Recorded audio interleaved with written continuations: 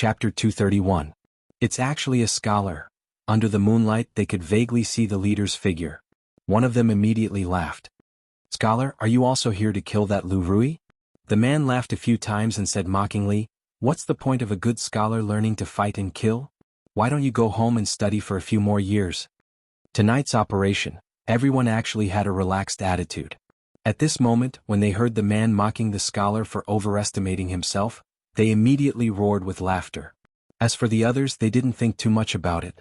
The moon was dark and the wind was strong. What else could it be if it wasn't for that woman? Could it be that all of you heroes are here to take that woman's life? The scholar was stunned.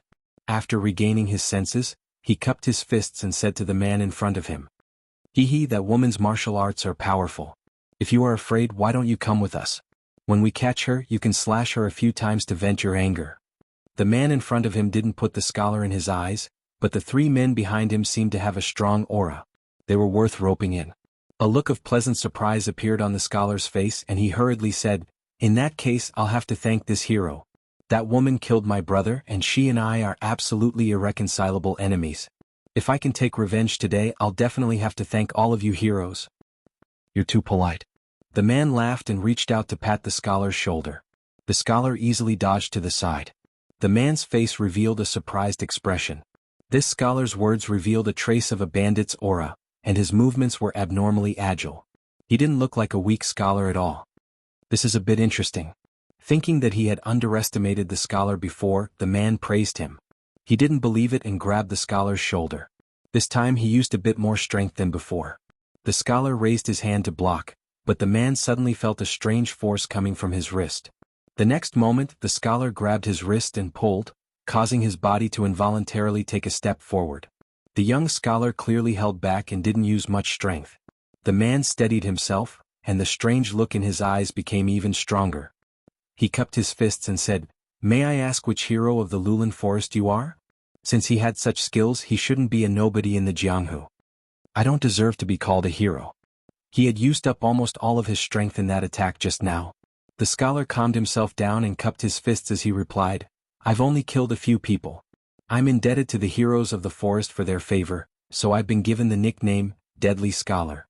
Life-stealing scholar? For a moment, the burly man could not recall if there was such a person in the Jianghu. At this moment, the people in front of him had already walked more than 10 steps. Without thinking too much, he cupped his fists and said, So you are the fatal bookworm, it's an honor to meet you. The corner of the scholar's mouth twitched. At this moment, the man urged, It's getting late. Let's leave quickly. That's good. The young scholar seemed to be eager to take the woman's life as well. He turned around and gestured to the three burly men behind him. The three of them looked at each other and nodded. They tightened the bulging bags on their backs and followed. As the few of them followed behind, they were questioned a little. Although they were not familiar with the bandit name of the deadly bookworm, they were not unfamiliar with it either. After all, most of the people in the forest had the same style of naming themselves. They had heard of names like Death-Stealing Life, Butcher King of Hell, and they were too lazy to differentiate between them. Seeing that the scholar was talking about killing people so casually, it did not seem like he was faking it. Not long after, they began to treat him as one of their own. Brother Zhou said that the woman is so beautiful that it would be a pity to kill her just like that. If you ask me, why don't we let our brothers have some fun after we catch her later? I'd like to see how she's different from ordinary women. Let's be careful, lest we fail miserably and lose our precious lives. As the crowd discussed openly, there was not a single light in the stronghold a mile away. It was exceptionally quiet. That's strange, where did everyone go? A figure snuck into the stronghold silently. He wanted to capture someone and interrogate them about the woman's residence, but after going through a few courtyards, he did not see a single person. Could it be that the woman had already gotten wind of it and escaped first? Or did someone beat me to it? He had a puzzled look on his face. There were many heroes who targeted the woman, and he thought that he was fast enough. He did not expect that he was still one step too late. With that thought in mind, he had already climbed up another wall like a nimble monkey. When he entered the courtyard, he finally saw the lights in the house through the window. Someone's here. A hint of joy appeared on his face. Just as he was about to make a move, he heard a creak and the door opened. A hunched figure walked out from inside. The person was stunned for a moment before he immediately pounced on him. Under the moonlight, the cold edge of his blade gleamed, and a chilling voice could be heard. "Oh man, where is that Lu Rui? Answer me honestly and I'll spare your life." Bang! The skinny man punched the figure in black back. When the other party swung the weapon in his hand again, the skinny man suddenly sped up and punched the man's neck. With a crack, the man's eyeballs looked like they were about to pop out of their sockets. His neck tilted and he fell to the ground, no longer breathing. "That's the fifth one." He threw the man's body to the side. There were several figures lying on the ground. After a muffled sound, a black figure was thrown out from the courtyard wall, and there was another body on the ground. "The sixth one." He murmured, wiped the blood from his arm and retreated into the courtyard wall. There were many people in the courtyard. When he walked in, a woman saw his arm and immediately helped him to the side to bandage the wound. A moment of carelessness, a moment of carelessness. When a few men walked over, he smiled awkwardly and said with some embarrassment, "Why are you here?" The man in the lead looked at him and asked with a frown.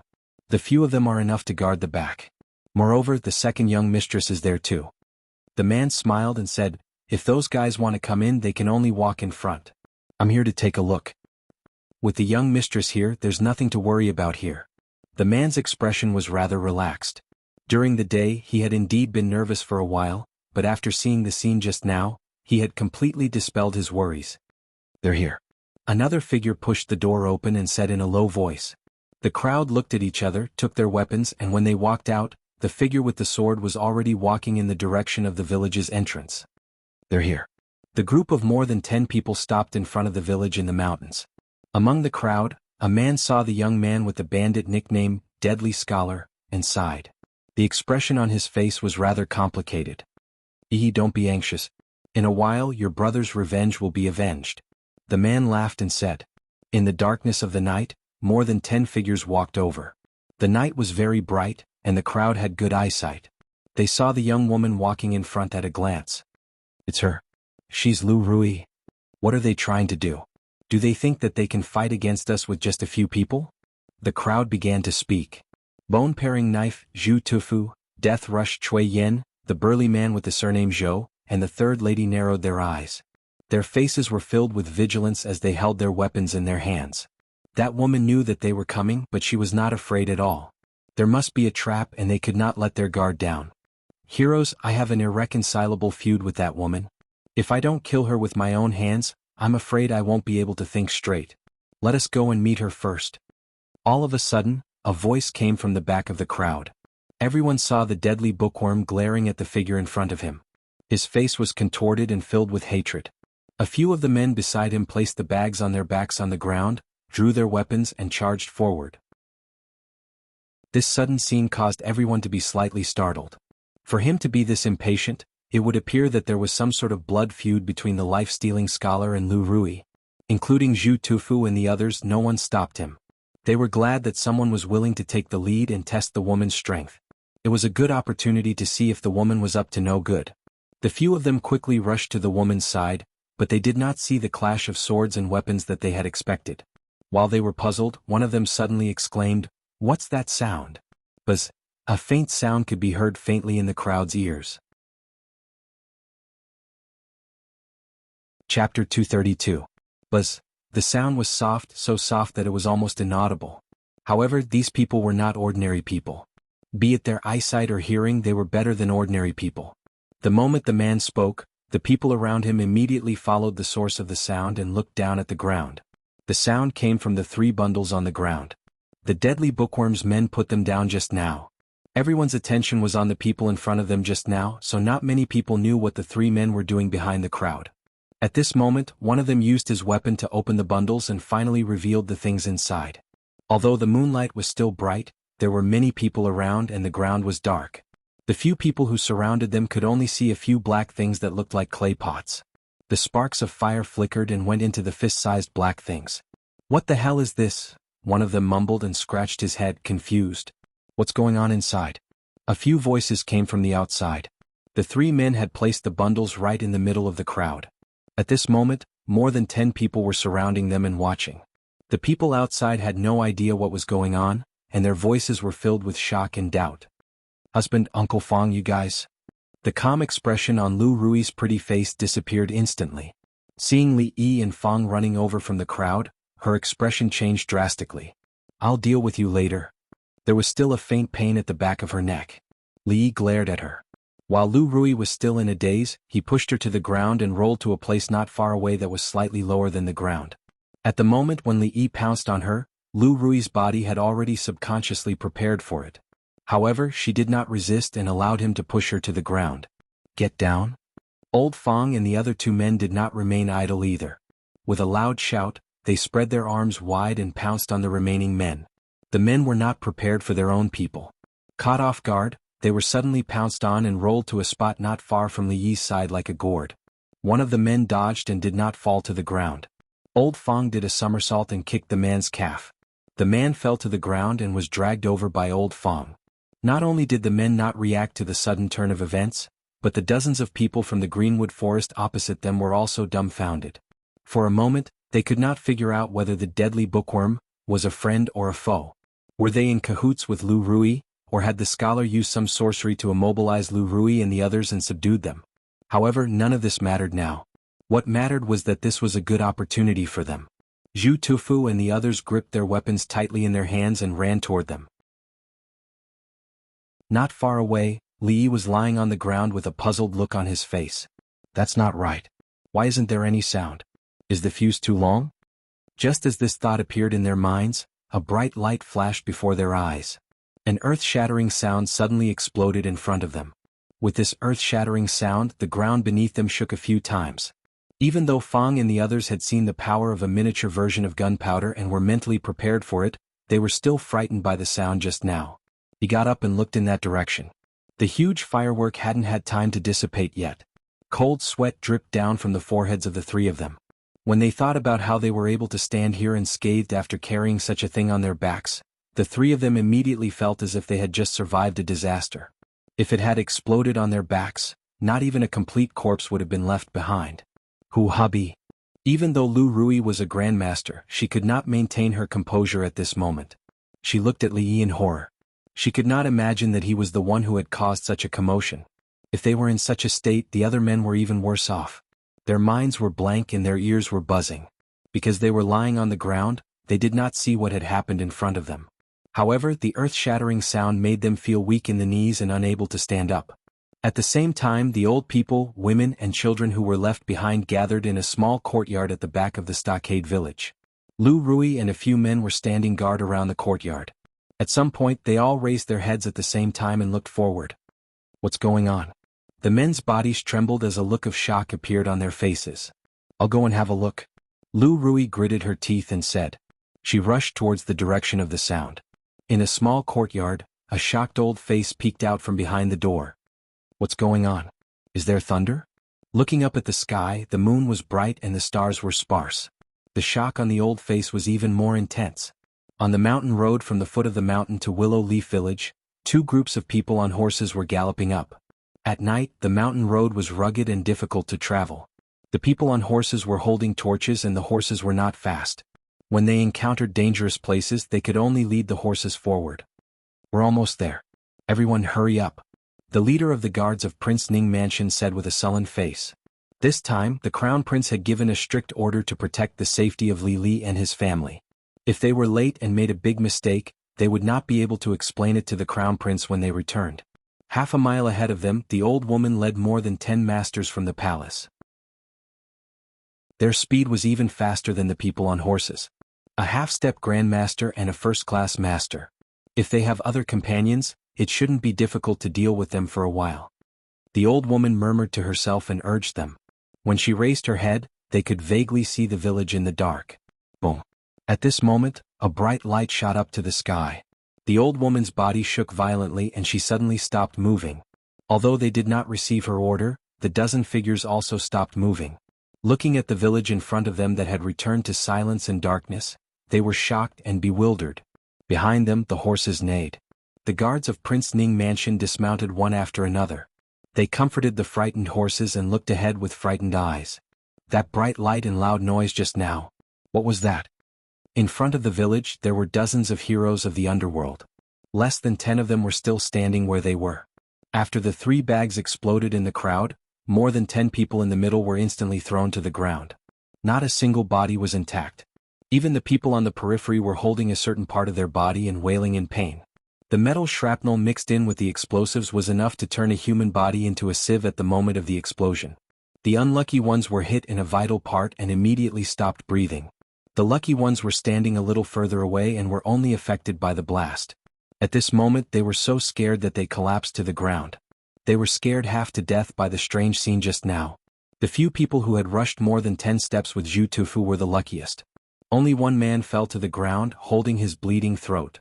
The rest of the people turned to look at the place where they had been standing. At this moment, it had become a hell filled with broken limbs. The weapons in their hands fell to the ground with a clang. Chapter 233. Black gunpowder was highly sensitive and easily flammable.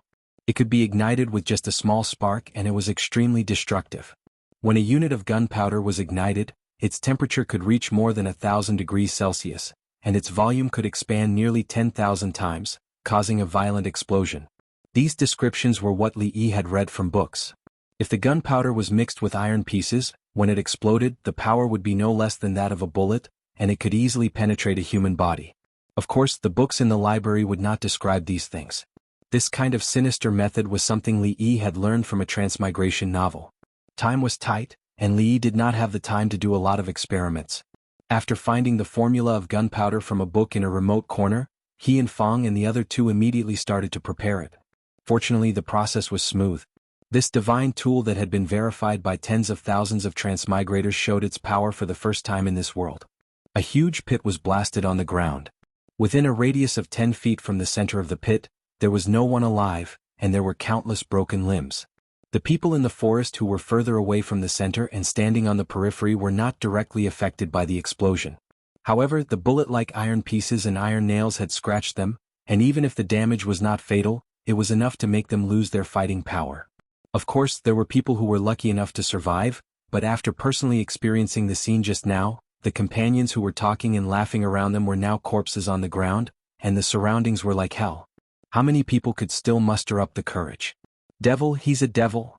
A few tall men who were lucky enough to not be injured had pale faces, and their bodies were shaking like a sieve. A fishy smell quickly spread from their lower bodies. Under that kind of heavenly might, the heroes of the underworld and the martial arts masters were no different from ordinary people. The deadly scholar. Zhu Tufu's shiny head still had a piece of colorful intestine hanging on it. It had flown over from behind when the explosion just now. His expression was incomparably savage, and his eyes almost split apart from rage. The battle hadn't even started, yet the several tens of men he'd brought with him were almost completely annihilated, and the source of all this was actually the scholar that he'd never looked straight at from the beginning until the end. Damn it, he's a spy sent by that woman. The burly man surnamed Zhou's expression was extremely gloomy. He had never expected that they would be defeated by such a person. At this time, the scholar had already stood up several zhang away. Looking at the few figures standing in front of him, there was a black lump on the ground, and there was a bloody lump by his feet that he did not know what it was. Li could not help but feel his stomach churn. In both of his lives, the only person who had died by his hand was Wu Ying. That sound just now was probably equivalent to 10 lifetimes of his. As a person with a modern soul, killing was still a huge psychological burden for him. But just like the time when he was kidnapped by Wu Ying, it was either kill or be killed. This was a very simple question. Living in such an era, you can be a hero of the underworld and I can be a lazy county magistrate. No one has it easy, so why make things difficult for each other? Li was also helpless. Gunpowder was a very dangerous thing to both himself and others. If he was not careful, he might lose his life before he could blow up others. His goal was actually very low. He just wanted to live well and the people around him to live well. Was there anything lower than living? But some people just could not bear to see others live well. What Jianghu, what martial arts world, what heroes of the underworld, if they did not want others to live, then they should all die. The mountains will never change and the rivers will always flow. Lu Rui, deadly scholar, I'll come back for your lives in the future. Zhu Tufu held 2 boning knives in his hands. He really wanted to rush over and chop the man and woman into pieces to vent his anger, but he could only forcibly suppress this thought. In a short moment, the strength of both sides had been reversed. Apart from the 4 of them who were not injured, the rest of the people were either dead or injured. Those who were not dead or injured had long been scared out of their wits. Even if they were extremely unwilling, they could only retreat first and think about it at length. With a stamp of his foot, he took the lead and rushed into the darkness behind him. There's no need for that. Just as he was about to rush out of the stockade, a cold voice came from behind. How could it be? When Zhu Tufu turned around, he only saw a flash of sword light in front of him. Before he could lift the boning knife in his hand, a line of blood appeared on his forehead. Bang! When Zhu Tufu's body fell to the ground, the faces of the gloomy man, the burly man surnamed Zhou, and the third lady changed dramatically. One move, only one move. Zhu Tufu did not even have the time to react. Such speed, such strength. When the woman turned around to look at the three of them, their hands were tightly gripping their weapons, but they were shocked to find that the thin figure was just standing there casually. To them it was like an insurmountable mountain. There was no flaw. There was only one possibility that could make them feel this way. Almost instantly, Cui Yan and the third lady's eyes suddenly turned to the burly man surnamed Zhou. Grandmaster, this woman was a grandmaster. At this moment, the two of them even wanted to kill the burly man surnamed Zhou. Who on earth gave him the courage to summon the heroes of the underworld in such a high-profile manner to take the head of a grandmaster? Even without the earth-shattering commotion just now, with just the few of them leading a group of weaklings against a grandmaster who was going all out, even if they could kill him, not many of them would be able to return alive. Moreover, the other party wasn't alone. Not to mention the dozens of people with strong auras around her, just the deadly scholar alone was enough to send them all to hell before they could see the person in question. Revenge? Senior Han's disciple? Squire Zhao's reward? All of them could go to hell. At this moment, the most important thing was to stay alive. Third lady's speed was the fastest. Before Cui Yan and the man surnamed Zhou could react, she had already rushed down the mountain. The sudden appearance of more than 10 silhouettes made her extremely happy. If these people could entangle that woman, it wouldn't be difficult for her to escape tonight. Just as she was about to escape to the side, a skinny hand grabbed her neck in the darkness. Move again and I'll break your neck. The hoarse voice of the old woman rang out. More figures surrounded her from behind. Further away, the sound of horses' hooves could be heard amidst the flames and flames.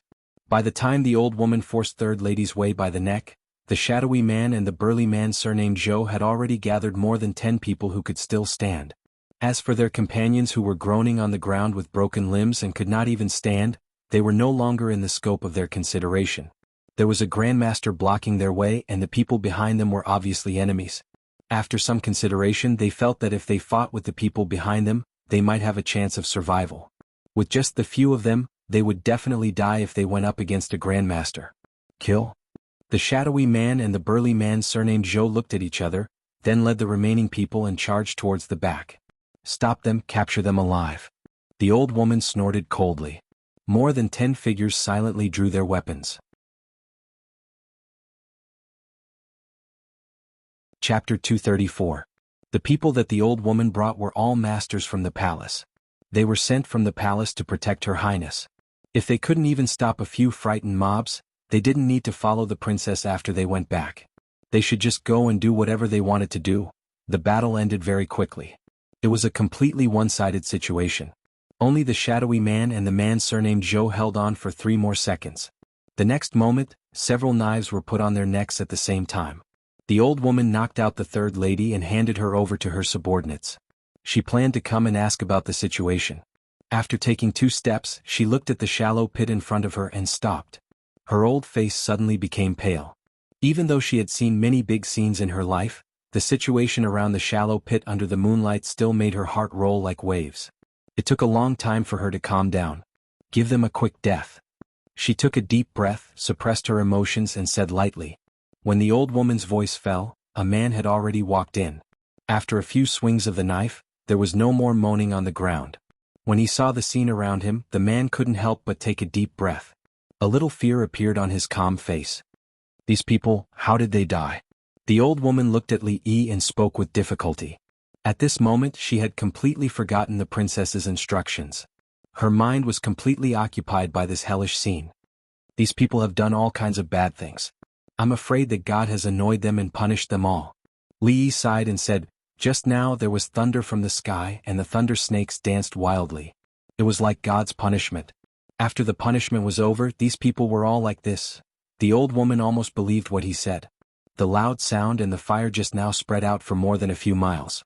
It was really like the sky was falling and the earth was cracking. How could it be done by a human? She stepped on the air twice, moved her foot and dug out a black iron piece from the soil. Then she looked at the people lying on the ground. She didn't know what to think, but her old face showed a shocked expression again. Even if it was really God's punishment, it couldn't be to punish these evil people. The old woman turned to look at Li Yi. He could actually attract God's punishment. Let the people of Ning Wangfu return and tell Princess and His Highness Shitzi that County Lieutenant Li is safe and sound. In order to save trouble, more than half of the dozen or so people from the Greenwood Forest were knocked unconscious. The sound of hooves and the light of the fire were getting closer. As the old woman spoke, two figures responded and dashed towards the direction of the fire. As soon as he saw the old woman, Li Yi knew that it was impossible to hide the matter of the gunpowder. Sky Law's words could only be used to fool ordinary people. These old fellows were all shrewd. He was grateful that the princess and Li Xian had sent these people over, but he felt that it would be better if they didn't come. Get someone to clean up this place. Don't leave any traces. I will personally inform Her Royal Highness about the details tomorrow. Li Yi had a tired expression on his face as he sighed. He had no other choice but to make the gunpowder. This thing was too dangerous and sensitive. It could be a trump card to save one's life, but it could also be the king of hell. It would be fine if he did it secretly without being discovered, but since it was seen by the princess's people, he could only obediently hand it over to the country. What was the use of keeping such a powerful thing? Did he want a rebel? Other than the royal family, no one could touch this thing. Thinking that there was such a trouble for no reason, Li Yi felt more resentment towards those people from the Greenwood Forest. A bunch of bastards. They could have been bandits, but they had to come all the way here to die. Even in death, they still want to make trouble for others. What are they after? There was a sound of wind breaking, and a graceful figure appeared beside him. When Rui saw so many people in the field, he had already grasped the hilt of his sword. But when he saw the old woman standing beside Li Yi, his heart finally relaxed. What was that loud noise just now? She was still thinking about the strange movement just now. Before Li Yi could answer, she lowered her head and saw the ground not far in front of her. Her pretty face changed abruptly. In the next moment she could not help but hold on to Li Yi and retch. Although she was skilled in martial arts and had killed those bandits with a single slash, she had never seen such a bloody scene before. Wretch. In fact, Li Yi's stomach was already churning. He was trying his best not to look at those things, but after being provoked by Lu Rui, he could not hold it in anymore. Lu Rui held on to him and he held on to the wall. Their voices could be heard and the experts in the palace paled. They could not help but cover their mouths with their hands. The people brought by the old woman moved very quickly. The big hole in the ground was quickly filled by them, and the bloodstains were also buried. As for the corpses of the people in the Greenwood Forest, they were moved to a distant place and burned. As expected of the experts from the palace, the way they destroyed the corpses was very professional. Fong walked around in a circle with a lantern, but he could not find any trace of the huge pit. Even the metal pieces that were stuck in the ground were dug out by them. Before the guards of Prince Ning Mansion could come over, they were chased away by the old woman's people. The matter of Tian Fa was of great importance. Ordinary people could not know about it, and the people of Prince Ning Mansion could not know about it. In fact, the old woman looked at Fong and the others with an unfriendly expression. Li Yi pondered in his heart, should he keep this old woman and run away with the rest of the people in the stockade? In the distance, the old woman and her people surrounded a bonfire. They seemed to be interrogating the captives, glancing at them from time to time. This was actually one of the reasons why Li Yi did not intend to hide it. If all the people in the forest were dead and there were no witnesses, it would be fine as long as they cleaned up the scene and did not leave any traces. But if those people were captured by the old woman with a little intimidation, they would most likely tell the truth. No matter what excuse he made up, it would be useless. The largest group of people in the forest had been wiped out, and the remaining small characters were not a concern. Looking at the old woman's expression, they did not intend to leave tonight, and they could serve as guards. Li Yi shook his head and entered the courtyard. Lu Rui sat in the courtyard and raised her head to look at him. She did not speak. She did not feel as nauseous as before, but she could not get those images out of her mind. It was likely that she would not be able to sleep tonight. Li Yi walked straight into his room, closed the door and lit the oil lamp. He sat in front of the table and stared at the flickering fireworks. He had lived in his original world for 20 years, and had only lived here for a few months. Many of his previous thoughts and ways of thinking had not changed. It was not until he was mercilessly slapped by reality again and again that he finally truly understood what kind of era this was. There were rulers here who could kill people and confiscate their possessions with a word. There were fierce bandits who dared to kill and rob for the slightest bit of greed. There were so many so-called powerful people in the forest who disregarded the law and human life. This was the true appearance of this world. He had business dealings with Prince Ning Mansion, and he had a close relationship with the heir. Her Highness the Princess often went to his place to eat, and even went to his bed when she was drunk. But at a critical moment, what use was all of this? All of them are unreliable. The corners of his mouth twitched, and a self-deprecating smile appeared on his face.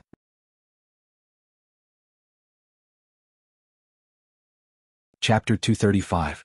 Li Yi was very melancholy, very melancholy. Just a few months ago he was just eating and waiting to die. Every day he would lie in the courtyard and bask in the sun. When he had nothing to do, he would tease the little servant girls, tell stories to the naughty children, and fight with Mississippi Lou for the last piece of chicken on the plate. It was a leisurely life. He did not know when it all started to change. He earned more and more money, the people he met became more and more distinguished, the money at home piled up like a mountain, and he spent all day talking and laughing with the princess and heir. The carriage of life started to move in a direction that he did not expect. That horse was so fast that it could not be pulled back. He thought that he could earn a little money and be content with a little wealth. A few days ago he was kidnapped and almost lost his life.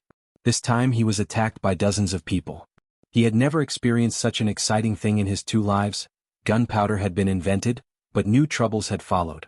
Although he did not know how much importance the emperor would place on this thing, no matter what the result was, it was unlikely that he would be able to live the way he had before.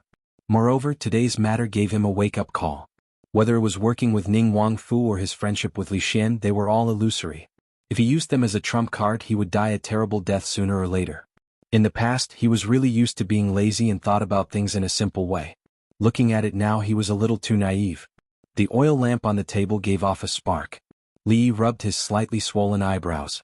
The injured area on his abdomen started to hurt again. After all, his injuries had not completely healed, and it was not suitable for him to make any strenuous movements. However, he had no other choice today. He had been rushing about, and in order to make the gunpowder in time, he did not even have time to eat. At this moment, his old injuries were showing signs of relapse, and his stomach was also unbearably hungry. There was also a faint pain coming from the back of his neck. Li Yi rubbed the back of his head and a trace of anger appeared on his face. Today, in front of so many people, he was knocked unconscious by Rui. It was a great humiliation.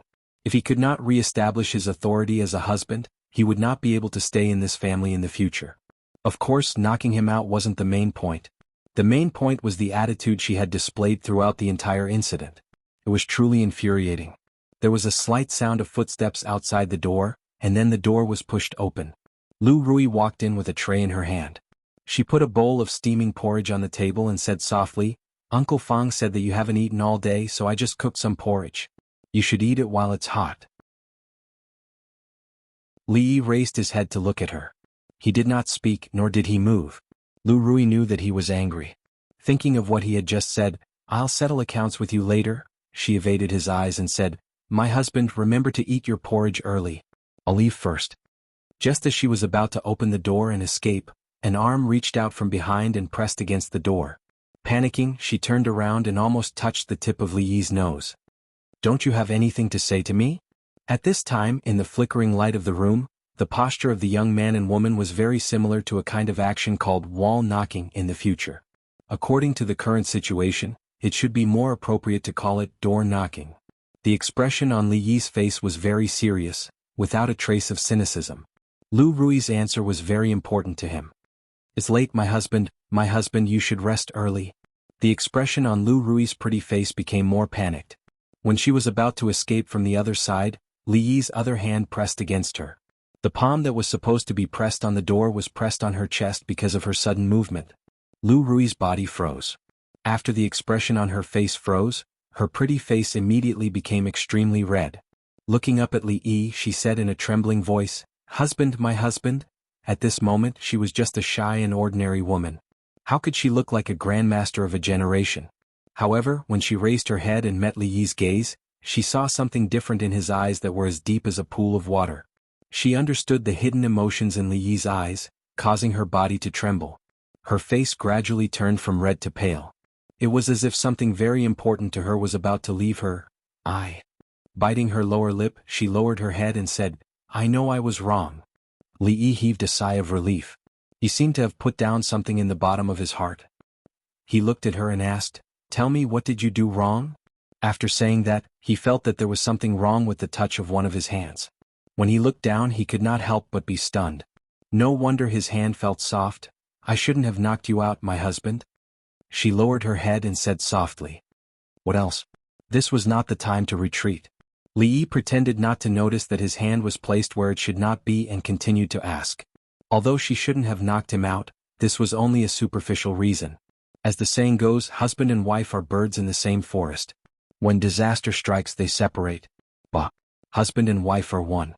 If there are any difficulties, they can discuss and solve it together. Chauvinism is not good. She knocked him out at this critical moment and sent him down the mountain. Did she never see him as her husband? Also, Lu Rui thought for a moment and said, "I shouldn't have made the decision on my own and given those who left 10 taels of silver as relocation allowance to each household." What? Li Yi's eyes widened. 10 taels of silver as relocation allowance? He calculated in his heart. If the Lu family and the villagers were given 10 taels of silver each, wouldn't that mean that he had spent nearly 300 taels of silver today? This wastrel. How many times did he have to blackmail Li Xian to earn back the 300 taels of silver? It was over. With this, the back garden of the big house had been given away. Li Yi's heart ached. No matter how you put it, they have been implicated by me. Lu Rui sighed and said, "Forget it. Don't do it again." 300 taels of silver was fine. He could earn it back. After those people left, it would be peaceful in the future. Lu Rui lowered her head and Li Yi put his hand on her chest. When the two of them stopped talking and diverted their attention, the atmosphere gradually became awkward. Li Yi's stomach growled. He pretended to be careless and removed his hand from her chest. Lu Rui breathed a sigh of relief and said hurriedly, "Husband, hurry up and eat the porridge. It's going to get cold soon." Li Yi nodded. He was really hungry now. After the scene just now gradually faded in his mind, his appetite also recovered a lot. He quickly finished the porridge. He touched his belly and slightly frowned. "Is the wound starting to hurt again?" Lu Rui asked worriedly. "A little," Li Yi said. "Husband, lie on the bed first. I will use my true qi to help you comb your meridians." Lu Rui put away the bowls and chopsticks and said. Every time Rui helped him comb his meridians, it was probably when Li Yi felt the most comfortable. Her hands seemed to have some kind of magic that could reduce the pain to the minimum. Li Yi lay on the bed and closed his eyes. While he was enjoying it, the tiredness brought about by running around for a whole day gradually came over him. When Lu Rui withdrew her hands, she saw that he was breathing evenly. He had already fallen asleep. She was startled for a moment and her pretty face suddenly blushed. She looked around and took off her embroidered shoes. She curled up at the foot of the bed and crossed her slender legs. She wrapped her arms around herself and quietly looked at his relaxed expression. Her pretty face alternated between shyness and confusion. After an unknown amount of time, she peeked outside the door like a thief and lay down beside Li Yi. She slept with her clothes on. She turned her head to the side and glanced outside before slowly closing her eyes. At this moment, the young girl sitting in the courtyard stared blankly at the round moon in the sky. Occasionally, she would glance at the door not far away. Even when the lights in the room were extinguished, no one came out from inside. A trace of astonishment appeared on her pretty face, and her beautiful eyes suddenly widened.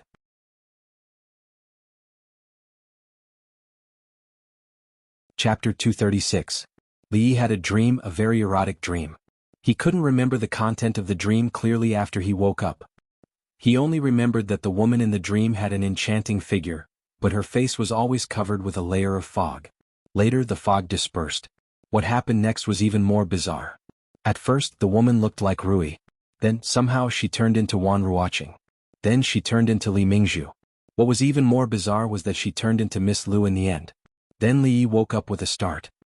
He wiped the cold sweat from his forehead and erased the scene of Mississippi Lu chasing him with a sword from his mind. The reason why he knew it was an erotic dream was that when he was about to put on his clothes, he was embarrassed to find that his underwear was wet.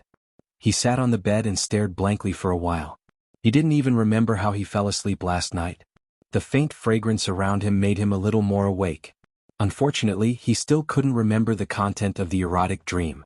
He changed into a clean underwear and got up to wash his underwear in the morning.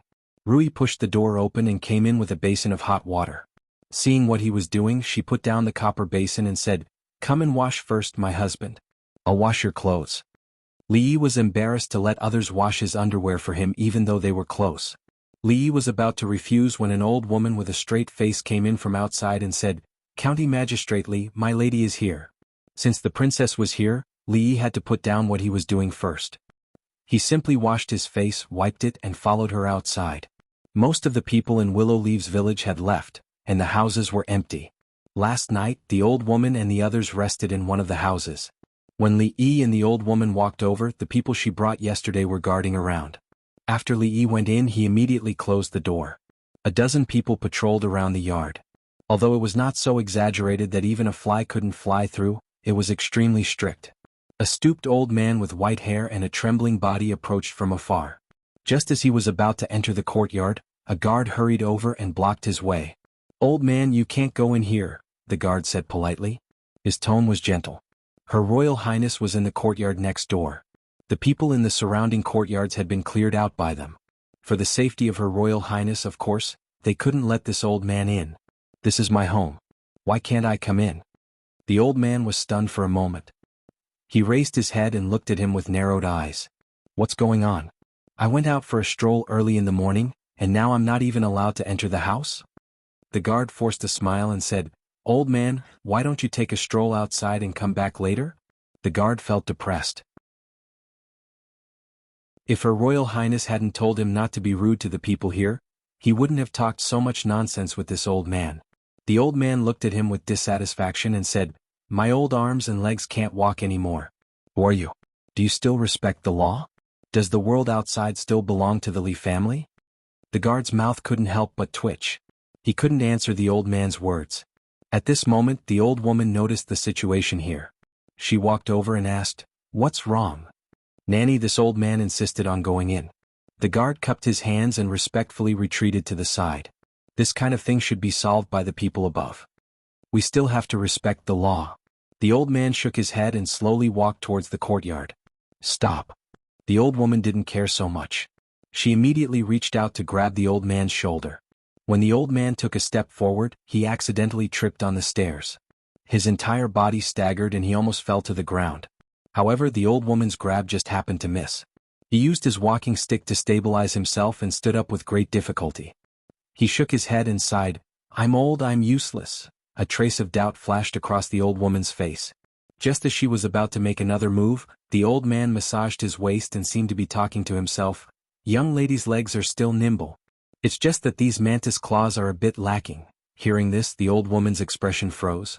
At this moment, the old man had already pushed open the courtyard's door and walked in. "Young lady." The guard didn't hear the second half of what the old man said. He almost couldn't help but laugh when he heard the way the old man addressed the nanny. However, after thinking about it carefully, this old man was a bit older than the nanny. There didn't seem to be anything wrong with what he said. At this moment, the guard didn't notice that the old woman's face was pale. "You too." His murky old eyes were filled with dissatisfaction and disbelief as he murmured two words. When Li walked in, Emingzu, who was dressed in light clothing, was standing in the courtyard. She pointed at the stone table and stone stools that had been wiped clean and said, "Sit. Since you knew those people were coming yesterday, why didn't you come find me?" Emingzu sat down opposite him and asked him. "Just a small matter, there was no need to trouble you." Li shook his head and said, "Based on the scale of the people in the forest last night, unless there were enough experts, or if they directly mobilized the troops stationed in the prefectural city, otherwise they wouldn't have much of an effect. Even if she was the princess, she didn't have the power to mobilize the troops. Furthermore, she was always elusive. After hitting a wall at Ningguangfu in an emergency, she didn't have the time to ask her for help. It was better to use the most direct and effective method, just like last night." Mingzhu's expression was slightly shocked. She had learned about the danger last night from the nanny, but she didn't think that when he spoke of this matter, he would be so indifferent. "The sky punishment, last night, what happened?" After seeing with her own eyes that Li was fine, her heart relaxed and she went straight to the point. "Speaking of which, this matter was actually the biggest unexpected gain last night. Did the person in front of her, whom she and her royal father had placed such high hopes on, really attract the sky punishment? She had personally asked those people of the forest who had been captured, but those people had long been scared out of their wits and didn't know anything. The few who knew had most likely died under the sky punishment at that time. If I said that the heavens couldn't stand their actions and sent down lightning to strike them all to death, would you believe me? Li Yi asked probingly. Emingzi looked straight at him. Li Yi sighed. Then if I said that this is the forbidden 5 lightning heaven heart mantra, passed down from generation to generation in the Li family and only passed down to males and not females, you definitely wouldn't believe me, right? Stop it, Emingzi looked at him and said. As expected, he couldn't fool her. Li Yi used his own experience to prove that it was not easy to fool the ancient people just because they had less than 1,000 years of evolution. Excuses like the sky punishment forbidden mantra couldn't fool them at all. Can I not say it? Li Yi wanted to try one last time. No, Her Highness answered quickly and straightforwardly. She had heard the nanny describe the scene last night. If she could master that level of power, it would have an extraordinary significance to the Jing kingdom, which was not as strong as the surrounding countries. Of course, she was still in a fog about that power. What exactly it was, whether it could be mastered by anyone other than Li Yi, and whether it could be used on a large scale were all unknown at the moment. I have a condition. Li Yi took a deep breath and said. Say it. As long as it's not too much, I can satisfy you, Emingzi said generously. She had been with Li Yi for a long time. Putting aside their good personal relationship, she admired his ability and talent very much. Naturally, she wouldn't be too stingy. I'm the only one who knows the core secret of that thing. It has nothing to do with anyone else. I hope you won't make it difficult for them, Li Yi said, looking at her. When he said that, Emingzi finally realized that what he was going to say next was extremely important. Of course, she also understood the reason why he had been so worried since he came in. I hope you can understand. Emingzi looked at him with a serious expression and said, You are more important than the sky punishment. When she said that, it was from the bottom of her heart, without any perfunctory or pretense. In fact, that was exactly what she thought in her heart. Li Yi was a person who could create miracles and surprises. Just the fact that he could control the sky punishment was more important than the sky punishment itself. Li Yi was stunned. He was surprised by her words. Am I really that important? When he turned around and saw her serious expression, he couldn't help but be moved. Is this a confession?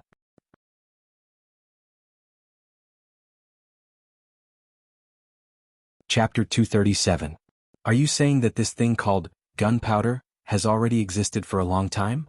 Emingzi looked at him and asked with a frown. Li Yi nodded and said, Fireworks, firecrackers, and the acrobatics in the brothel are actually the same principle as gunpowder.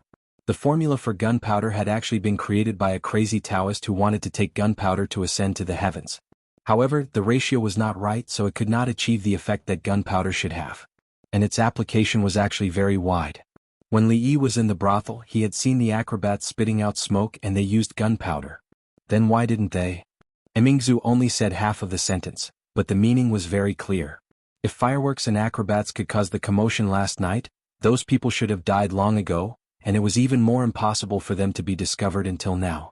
Li Yi explained, this is about the ratio of each ingredient in the formula.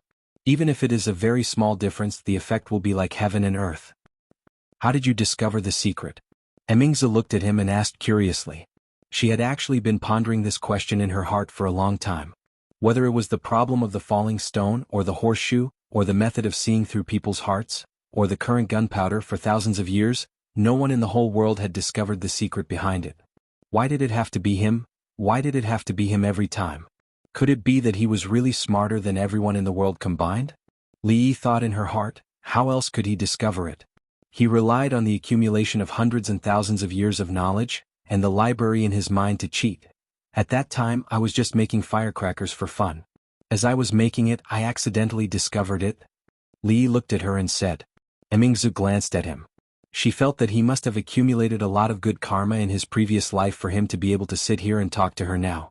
Then she thought of another question and asked again, in that case, other people can also discover the mystery behind it? Li Yi rubbed the space between his eyebrows. She could control herself, but could she control others? From the perspective of probability, that is indeed the case. Li Yi looked at him and said, maybe a few days, a few months, a few years, or even a few decades. But maybe tomorrow a second person will discover it. Probability? Mingzu was confused again. What is probability? That's not important. Li Yi waved his hand, looked at her, and said seriously, the important thing is, what do you plan to do after I give you the formula? Right now, the Jing Kingdom soldiers are at war with the Qi Kingdom at the border. If the gunpowder is really as powerful as you've said, it'll be a great achievement for you. If you can perform meritorious deeds on the battlefield, my imperial father will definitely reward you. In fact, it's highly possible that you'll be promoted to an official position. Mingzu thought for a moment before she looked at him and said slowly, if such a national treasure was discovered by an ordinary person, what awaited him would not be a reward but a disaster. In order to prevent the secret formula from being leaked, he would probably be executed in secret. The best outcome would be imprisonment for life. This was because the secret formula was of great importance. Once it was leaked to other countries, the consequences would be unimaginable. However, Li was different. The more outstanding his performance, the more important he would be in her imperial father's heart. He was originally a talent that her imperial father admired greatly. The reason why he had not transferred him to the capital, but only made him a lowly county officer, was that he wanted him to polish himself for 2 years. After all, although he was very ambitious, he was really lazy. Such a character was not suitable for development in the imperial court. In fact, in the beginning, even she herself did not know why her imperial father would value someone he had only met once. Just based on his previous actions, it was far from enough. However, what happened later forced her to admit that her imperial father was indeed her imperial father. His judgment of people was far superior to hers. The young man sitting in front of her was an existence that could constantly create miracles. After she finished speaking, she looked at Li Yi, but found that he did not seem to be in high spirits. The lifelong pursuit of a scholar is nothing more than to be promoted to an official position. But you don't seem to be interested in these things. She finally asked the question that had puzzled her for a long time. Li Yi looked at her and asked, if everyone's ideals were the same as the princess, shouldn't you be deep in the palace right now? Mingzu was speechless for a moment, not knowing how to answer. After a moment, she raised her head to look at Li Yi again and said, you know, this kind of life can't continue forever. Li Yi nodded noncommittally. After experiencing this incident, he also realized how childish his previous thoughts were. Living in such an era, it was not so easy to live a carefree and unfettered life. Even the emperor, who decided whether everyone's life was carefree or not, could not be associated with the word carefree. The government can't always keep an eye on those people from the Lulan forest. Although they are not a threat to your wife, the others will still be troublesome. Mingzu looked at him and said, I will find a place in the prefecture city for them to settle down first. With regards to Lu Rui, she had some thoughts of comparing them in her heart previously. But now she really did not have any thoughts at all. We will discuss the matter of the gunpowder in detail when you return to the prefecture city. Mingzu did not continue to ask Li Yi about the gunpowder formula. She stood up and clapped her hands in farewell. The thing that emitted the fire and loud noise yesterday, does it have a name? She turned back to ask when she reached the door. Perhaps we can call it hand grenade? Li Yi thought for a moment and said, then let's call it sky punishment. After a pause, Mingzu nodded and simply turned to leave. Li Yi sat in the courtyard for a while, a thoughtful expression on his face. After a while he also stood up and left. Her Highness did not directly take the formula for the gunpowder, which was indeed out of his expectations. But he also knew that she was conveying a kind attitude to him, a kind of friendly attitude. Li Yi sighed. He had to admit, Her Highness was very courageous. But this kind of hot potato, unless it was necessary, he would not touch it again in the future. When he once again returned to his own courtyard, Xiao Huan was holding 2 red and swollen eyes, drying the underwear that Li Yi had washed before he left. When she saw Li Yi, her little mouth twitched and her eyes immediately filled with tears. Last night, she had been left alone in the county government and had been worried the whole night. It was only in the morning that she was brought up by the constable's sister. Son-in-law. The next moment, she threw herself into Li Yi's arms like a swallow throwing itself into his arms, tears falling down her cheeks.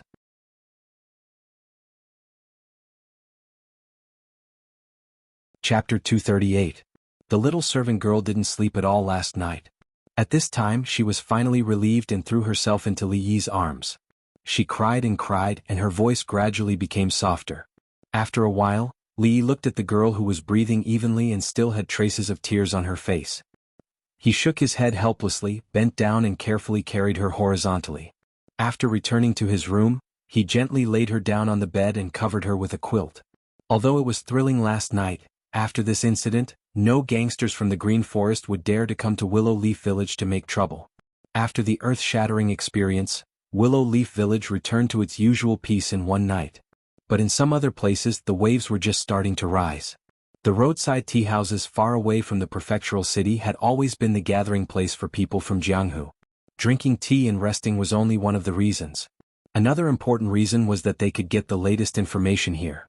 Most of the big and small things that happened in Jianghu came from here.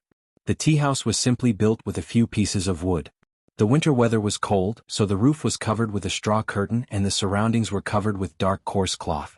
The space inside the tea house wasn't big. Around several old wooden tables, all of them were filled with people. The space seemed a little crowded. Two strong men opened the curtain, and the cold wind poured in from outside. Seeing that the tea house was so crowded and there seemed to be no place to sit, the two of them were startled and didn't immediately walk in. "If you want to come in quickly. The strange wind today is really cold." Being blown by the cold wind outside, the person closest to the door tightened his clothes and urged. The two of them put down the curtain and walked in. After looking around they still couldn't find a place, so they squatted down in the corner and said, "Waiter, give me a pot of hot tea." "Okay, please wait a moment." The waiter touched his head with some doubts. The business of the tea house was always slow, but these days it was surprisingly good. There were often not enough seats in the room. Soon he put aside his doubts and ran to prepare the tea. "There's still no news of Zhu Tufu and the others. I'm afraid they're dead." The two of them squatted on the ground and waited for the waiter to serve tea. A square-faced man murmured, "I guess so." Another man nodded and said, "However, this matter is a little too inconceivable. Zhu Tufu's group of several dozen people is quite a force in the entire Jianghu. How could they just disappear without a trace? Not even the slightest bit of news has been sent out. It's good that he's dead. At least the Jianghu will be less chaotic," the square-faced man said. "Brothers, are you talking about that bone-paring knife Zhu Tufu?" A gentle voice came from the front. The two looked up and saw a man smiling at them at a table in front of them. "That's Zhu Tufu." The square-faced man cupped his hands and said, "Brothers, would you like to join us for a chat?" The man smiled and said to the people beside him, "Everyone, squeeze a little and make room for these two brothers." "Thank you, brothers." The two of them looked at each other and didn't refuse. They sat down on the seats that the others had vacated. "My name is Qin Jingsheng. May I know how to address you two brothers?" The man personally poured tea for them and asked with a smile. The name of Hero Qin resounds like thunder. The two of them looked at the man in surprise. Then the square-faced man introduced himself. "I am Jianghu Jiang and this is my younger brother." After hearing the man's name, the two men were relieved. The Hero Qin in front of them was not someone that those self-proclaimed heroes of the Jianghu could compare with. He came from a prestigious family and was already somewhat famous at a young age. When he went out to roam the Jianghu, he did many things to help the weak and the bully. He had a good reputation in the Jianghu. After exchanging names with the men at the table, the conversation became more casual. "Brother Zhang just mentioned Zhu Tufu. Do you have any news of him?"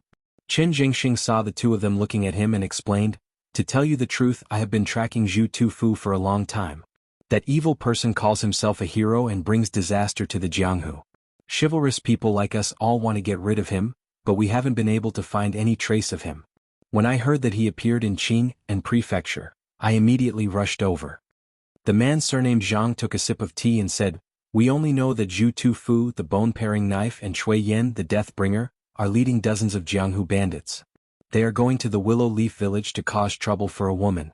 But the strange thing is, after last night's operation, there has been no news of them." "Is it that woman surnamed Lu?" Qin Jingxing asked. The man surnamed Zhang nodded.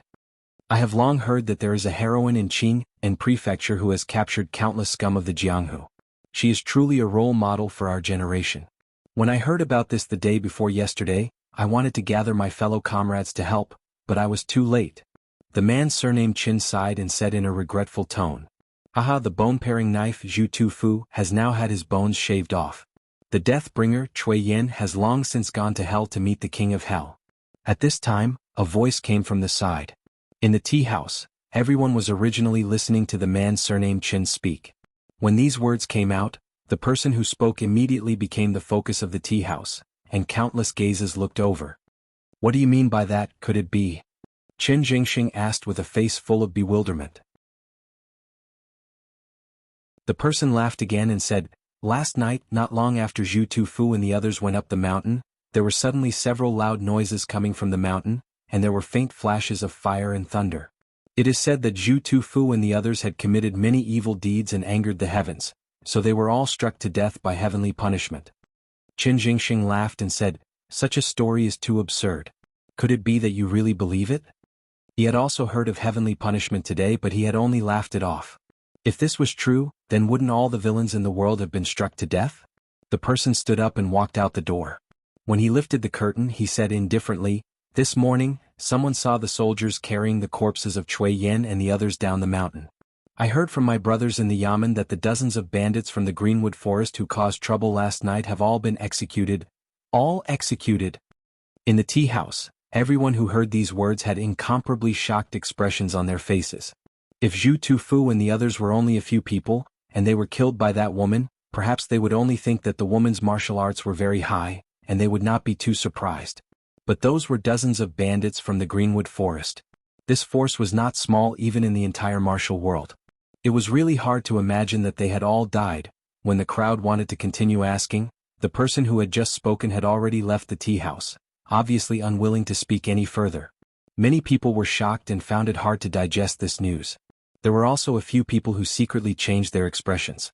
In the Jianghu, there were quite a few people who paid attention to this matter. In just half a day, similar news had spread from everywhere. Since the previous night, no one had seen the dozens of people who were with Zhu Tufu, which indirectly proved the authenticity of this news. Until someone used all kinds of connections to obtain accurate news from the government. In order to capture those villains, the government had already sent experts to lie in ambush there, waiting for them to come to them. And the bandits from last night had stubbornly resisted, and they had indeed all been executed. This news, without a doubt, threw a huge rock into the already turbulent lake. A huge wave, with Qingyan Prefecture as the center, swept out in all directions.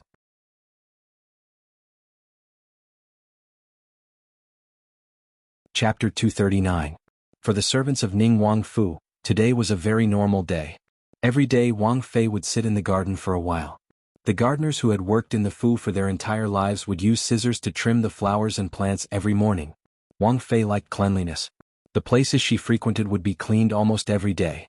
The servants had their own duties and were busy at their own positions. When a well-dressed and valiant-looking man walked by, he attracted the attention of the maids in the prince's mansion. Its bodyguard Lin, the faces of the servant girls showed admiration. Their eyes stared at the disappearing figure of the man and they started to whisper. Hey, did you guys notice that when bodyguard Lin walked by, he looked at me a bit more? Shoo shoo shoo, bodyguard Lin was clearly looking at me. Bet you two aren't ashamed. Bodyguard Lin's eyes wouldn't be that bad. As the servant girls talked, they started to tease and push each other. The servants nearby swallowed their saliva. Isn't he just the leader of the guards? No matter how strong he is, isn't he still a servant like us? Thinking about the way the servant girls looked at that man, they didn't feel good. They were all servants, but wasn't that Lin just a bit more handsome, a bit more skilled and was more favored by Wang Yi? What was so great about that? That group of servant girls that only knew how to judge people by their appearance was really vulgar. Last night, when a servant woke up, he saw that guy and a group of people coming back in the middle of the night. They were very sneaky and didn't seem to have done anything good. If there was a chance, he had to remind them. You might know a person's face but not their heart. They shouldn't be fooled by a few words from that Lin. The man surnamed Lin naturally didn't know what the servant girls and servants were thinking as he walked with large strides towards Wang Yi's study. Wang Yi loved books to the point that he was crazy. There were only 2 study rooms in the Fu and they were filled with all kinds of valuable books. If Wang Yi wasn't accompanying Wang Fei every day, there was a 90% chance that he would be in the study room. When he reached the door of the study room, there was naturally an old housekeeper who went in to report. A moment later, the old housekeeper came out of the study. After nodding to him, the man surnamed Lin pushed open the door and walked in. Wang Yi. He respectfully bowed to the middle-aged man across the desk and waited at the side. Why did Shener send you out last night? After waiting for a while, King Ning's voice sounded. Your Highness, it's because. He didn't dare to hide anything from His Highness and told him everything. Before we arrived there, the conflict had already ended. The princess's people were also there and asked us to come back directly. However, I heard that County Magistrate Lee and the others were unharmed, and those Greenwood bandits were all killed. As for what happened last night, I don't know. Yesterday, before they arrived at the Willow Leaf Village, they were driven back by the princess's people. That was all they knew. What? There's actually such a thing? Prince Ning was slightly stunned when he heard this. He then realized that the reason why Li Yi came to the Wangfu to see him yesterday was because of this matter. If he had known in advance, he wouldn't have rejected him like that, but it was too late now. However, with the masters brought by Emingzu from the palace, those Greenwood bandits wouldn't be able to cause any trouble. The guard leader wanted to tell him about the white light and the loud noise he saw, but on the way back, some brothers said it was an earthquake, some said it was haunted, and some even said it was a divine punishment. At this moment he really didn't know what to say. In order to avoid saying something wrong, he simply kept his mouth shut. Prince Ning called him here was nothing more than to know what Li Xian had done. As for Li Yi, it would be best if nothing happened to him. If something happened to him, he would only feel sorry for a moment, and maybe he would completely forget about it tomorrow. After all, these ordinary people didn't matter to him. He waved his hand, indicating that the guard could go out. "Excuse me." The guard surnamed Lin bowed and left the room. Prince Ning shook his head and put this matter behind him. He once again focused on the book in front of him. Within a day, the dozens of families in Willow Leaf Village left only a dozen families. It didn't take Li Yi much effort to persuade them, and almost all of them agreed to move to the prefecture. He didn't even persuade them. He just mentioned it and they readily agreed. They had lived in a place for a lifetime, so of course they had feelings. However, the village was too remote and it was inconvenient to come and go. Almost all of these people had been working for Li Yi since the beginning, so they didn't leave at the critical moment. After selling candied fruits for so long, Rui Lu also got dividends, so they had accumulated a lot of money at home. Their thoughts that they didn't have before gradually became active. Living in the prefecture had many conveniences. Moreover, they didn't need to spend money to move, and someone would naturally arrange for them. This kind of good thing was rare. "Hehe, son-in-law, if you want us to move, we will move." Fang became simple and honest again. His experience in the past few months told him that it was not wrong to listen to the son-in-law. As for the others, they only knew that if they followed in Fang's footsteps, they would have food to eat, money to earn, and a new house to live in. Although this was not the capital city, it was very easy for the princess to settle more than 10 families in the prefecture. Of course, it was impossible for every family to be assigned a big house. The location of the place was in the Golden Area, and it was said that it used to be the mansion of a rich businessman. It was not small, and there were many independent courtyards, which were enough to accommodate so many people. At noon, Emingzu sent 2 people to pick them up. That afternoon, everyone had already packed up their luggage. They didn't have any valuable things at home, and if they needed something they could buy it in the city. "Are we leaving now?" At the entrance of the village, second granduncle leaned on his walking stick and looked at the empty village with a nostalgic expression on his old face. "Second granduncle, don't be sad. We are going to live in a big house at the foot of the mountain." Seeing this, Fang comforted him. Not to mention second great uncle who had lived here his whole life. Even he felt a little reluctant to leave when he was about to leave. Let's go, let's go." The old man waved his hand. After looking at the village again, he took the lead and walked forward. Fang hurriedly chased after him. "Second granduncle, the mountain road is hard to walk on. Do you want me to carry you? My old arms and legs can still walk these few steps. Then let me carry your bag." In front of second granduncle, Fang was especially attentive. Xiao Huan carried her small bag in her arms. When they walked out of the village, she looked up at Li Yi and asked, "Son-in-law, are we coming back after going to the prefecture?" "We're not coming back." Li Yi patted her head and said with a smile. The little maid nodded and turned her head again. She looked deeply at the place where she grew up. There was a little reluctance on her face, but it quickly turned into determination. She was a maid. Wherever Miss and son-in-law were, she would be there. With this thought, a smile appeared on her little face again. After a moment of absent-mindedness, when she turned back, Li Yi and the others had already walked more than 10 steps.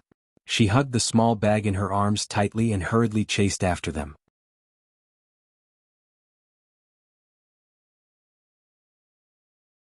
Chapter 240. The location of the house was very good. It could be considered a high-class residential area in Qing and prefectural city. The people around it were either rich or noble. Perhaps it was a coincidence that the princess's house was next door. The courtyard assigned to Li Yi was the largest, but he didn't move in. This place was less than a quarter of an hour away from Rui Square. He was already used to living there, so there was no need to move back and forth. Fang and the others were obviously very satisfied with their new home.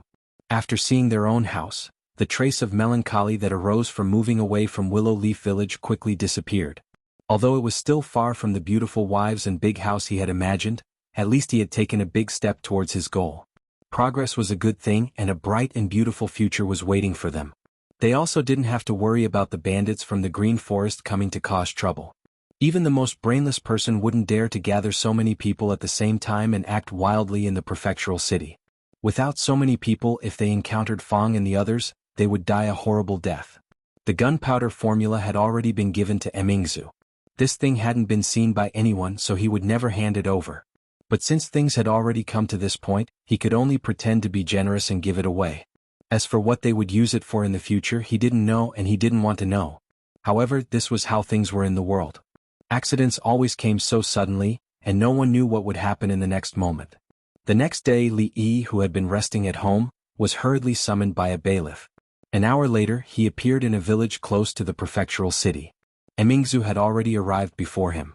At this moment, she was standing under a courtyard wall with a thoughtful expression on her face. On the way here, the bailiff had already roughly explained the situation to him. This place was called Lu Family Village. They were currently at the home of a landlord in Lu Family Village. This morning, the landlord's servant came to the yamen to report that something strange had happened at home. A few bailiffs followed the servant to investigate. It wasn't a big deal, but it wasn't a small one either. Of the 3 cows in Squire Lu's house, 2 had mysteriously died last night. The farming cows were all recorded by the yamen, and if they were slaughtered without permission, they would be jailed. There had to be an explanation for the death of 2 cows. If Li Yi hadn't asked for leave, he would have brought the bailiffs to investigate this morning. What's wrong? Is there something wrong?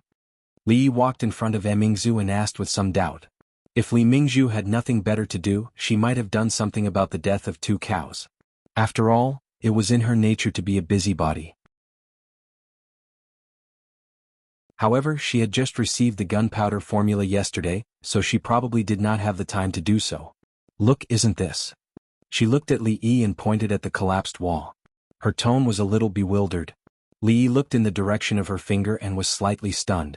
A portion of the courtyard wall that was about 10 feet tall had collapsed, and the base of the wall had caved in, forming a large black pit. Li Yi was slightly startled. He pinched a handful of soil on the ground and sniffed it. He smelled a familiar pungent smell. This time even he was a little surprised. It couldn't be such a coincidence, right? He turned his head and looked at Mingzhu's eyes. He nodded slightly. That's right. Sirs, even if I had the guts, I wouldn't dare to kill the cows. I really don't know how they died. A fat man wearing a squire's uniform was crying. His voice was full of tears and snot. Anyone who saw it would be sad, and anyone who heard it would be tearful. At this time, of course, he couldn't keep his composure. If he couldn't explain this matter clearly and the blame was placed on him, he would really be finished. All right, don't cry. What happened last night? Tell me the truth. Li Yi was a little annoyed by this guy's crying, so he waved his hand and said. The problem now was no longer the death of 2 cows. He didn't know who was the genius that actually made the black gunpowder. If this matter couldn't be explained clearly, many people would be out of luck. Hearing the county lieutenant's words, the fat squire immediately stopped crying. Sirs, it was like this. Yesterday, I had just married my 3rd concubine. I drank a few more cups with the guests. When I woke up, it was already past midnight. I took off my clothes, skipped this part. I was about to. Suddenly, I heard an earth-shattering sound coming from outside. I was so scared that my legs went weak. Skip this part as well. When the servants of the mansion went to check, they saw that 2 cows in the cowshed were dead. Even the wall of the courtyard was missing a hole. The fat squire still had some lingering fear when he thought about this matter. He said in horror, some servants said that when they woke up at night, they saw the cowshed on fire. Then a thunderbolt fell from the sky and split the courtyard wall open. The 2 cows were also taken by the heavens. I swear that I will eat vegetarian and pray to Buddha in the future. I will repair the bridge and pave the road. I will do more good things for the villagers. I only hope that the heavens will not send down the divine thunder for the sake of my parents and children. Squire Lu knelt in the courtyard and kept kowtowing. The commotion last night must have scared him half to death. Moreover, he was scared at that awkward moment. Whether he could still have a happy life in the future was also a problem.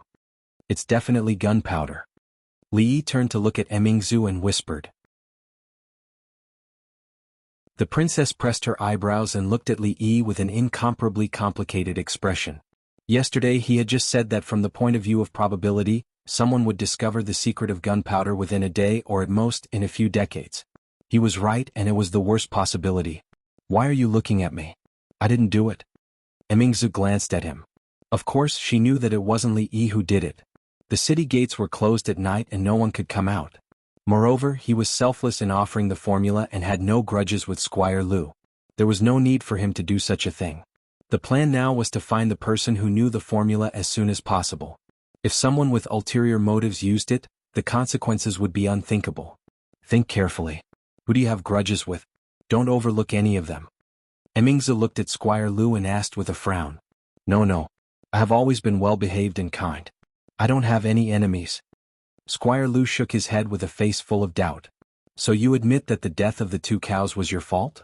The princess's expression became a little unfriendly. Squire Jianghu from the neighboring village had a quarrel with me last year over the ownership of a piece of land. I'm afraid he still holds a grudge. Lu ergo, he is a farmer in the village and has always had a grudge with me. To tell you the truth, a few days ago, he saw me having an affair with the cripple's wife from the Lu family next door. Although I paid him some money, I feel that the way he looks at me these days is very strange.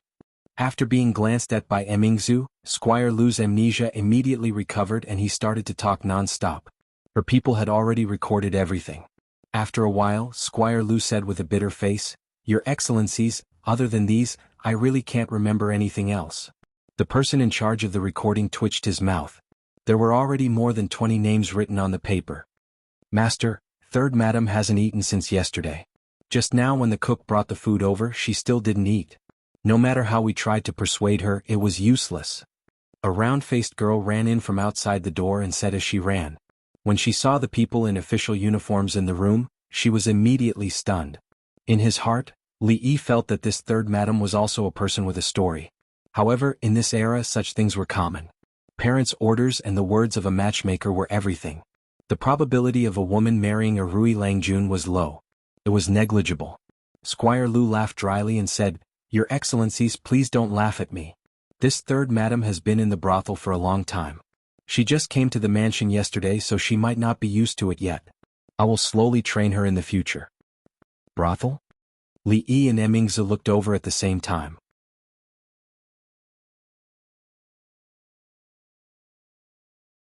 Chapter 241.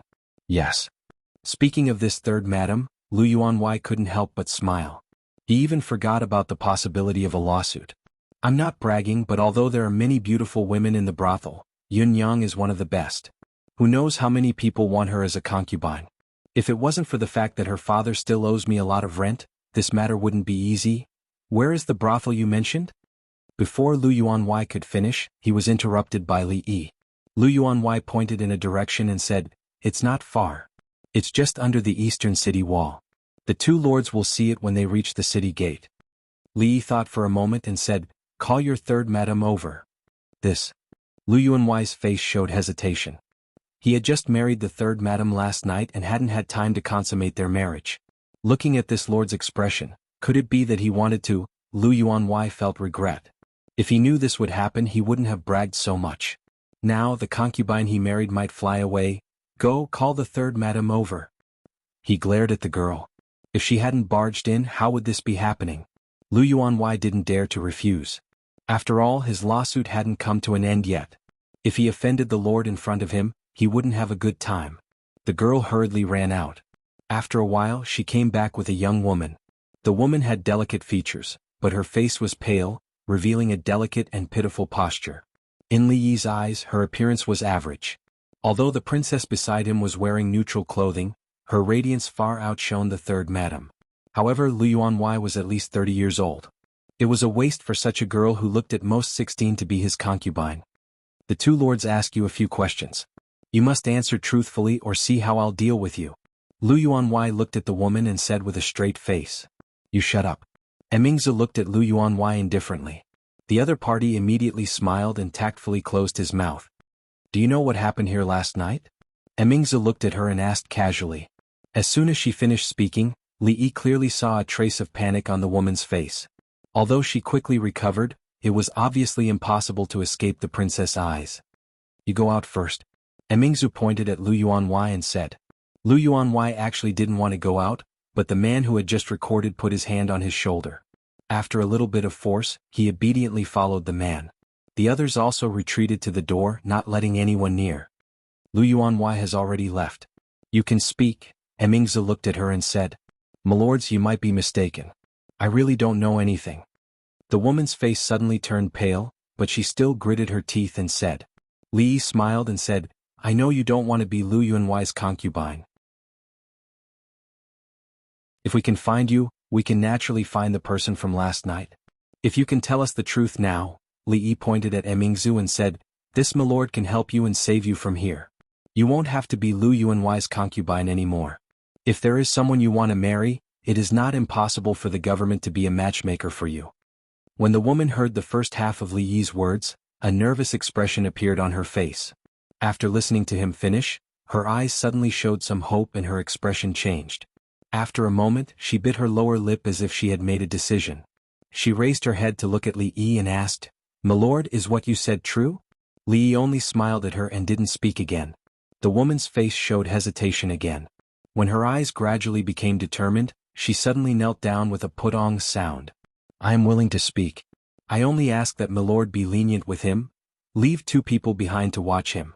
The rest of you follow me. 2 people walked out of the room. Emingzu gave the order and strode out. Li Yi looked at Lu Yuanwei and unhurriedly followed. The status of the tiled houses and brothels in this world was similar to the entertainment squares and cinemas of the future. Of course, there were more services here. Most of them were rap and performing arts. All kinds of acrobatics were rarely seen in the future. These places were not rare here.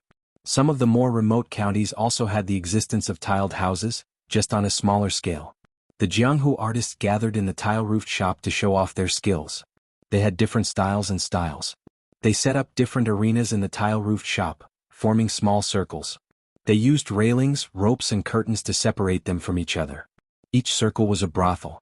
The tiled houses outside the city were simpler and more chaotic than the ones in the city. The tiled houses formed their own Jianghu. Although it was difficult to manage because of the crowd, the government didn't like such places. However, places like the tiled houses and brothels were very popular among the people. Regardless of whether it was the commoners or the martial artists, they all liked to watch the bustle in such places. After Li Yi and Emingzu entered the tiled house, they followed the woman's instructions and walked towards the largest brothel. Because it was daytime, there weren't many people in the brothel. When they lifted the curtain and walked in, they immediately smelled a slightly pungent smell. They saw fireworks on the stage. A few masked men with disheveled hair were jumping on the stage. It seemed like they were doing a strange dance. The sound of gongs could be heard everywhere. It was very lively. It should be here. They walked straight to the back of the stage. Spectators were not allowed to enter the backstage. A few people in the brothel wanted to stop them but were blocked by the men. Behind the curtain, a young man was using a fan to fan the smoke from the burning gunpowder to the front of the stage. He heard footsteps behind him. When he turned around, he saw a few strangers walking towards him. Xinliang? The young man who was the leader asked tentatively. You are. The young man stood up with some doubts. Just as he opened his mouth to speak, 2 men walked over and pressed on his shoulders. The young man was just an ordinary Jianghu artist. After he brought her back, he didn't spend much effort and confessed everything in detail. The story was actually very cliché. There were 2 young men and women of lowly status who liked each other. They couldn't get married in the end. Lu Yuanwei, as the biggest villain in the story, used his status as the landlord to half-force the woman to be his concubine. As the lover, of course, the man wouldn't let it go. However, due to his status, he had no other way. He could only blow up the wall of Lu Yuanwei's house on the night of their wedding and set off a free firework to send his blessings to Lu Yuanwei. He didn't expect that he didn't choose the right place to blow it up. It happened to be next to the cowshed. The 2 cows didn't die from the explosion. They were scared to death by the sudden loud noise. Fortunately, Xinliang didn't have the idea of mixing iron pieces with the gunpowder. Otherwise, the other cow wouldn't have survived. As for the gunpowder formula, it wasn't difficult to explain. The first 3 generations of the Shen family were all performers and pyrotechnics. They relied on this unique skill to make a living in the brothel, dealing with these things all day long. In the end, they were able to figure out some things after a few decades. Although it hadn't reached the most accurate proportion of the later generations, and there were many shortcomings in the craftsmanship, it was more than enough to blow up the wall. Xun Liang's father was killed by this kind of thing that was accidentally discovered. As the sole heir of the Xun family, Xun Liang had always treated it as a secret that could not be passed on. This time Lu Yuanwei forced him into a corner. After doing such a thing in the dark, he hurriedly fled home. He didn't expect that after only half a day the officials would come to the door. If Li Yi didn't guess wrong, he wouldn't be able to see Xun Liang and Yun Yang in the brothel in the future. And Lu Yuanwei's next wife would be his third concubine. Of course, with Her Royal Highness's style of doing things, the two of them would probably have a better life in the future. Although there would be a lack of personal freedom, they wouldn't have to worry about food and clothing. Compared to their previous life, this was already a very happy ending. It wasn't a coincidence that the other party could make a simple version of the bomb. If there was one, there would be a second and a third. Perhaps somewhere, someone had already discovered the mystery of the gunpowder. But this should be what Her Royal Highness needed to worry about. Looking at Her Royal Highness, who obviously had something on her mind, Li Yi's footsteps slightly quickened. He walked over and patted her shoulder. He said with a smile, "Why don't we discuss one more thing?"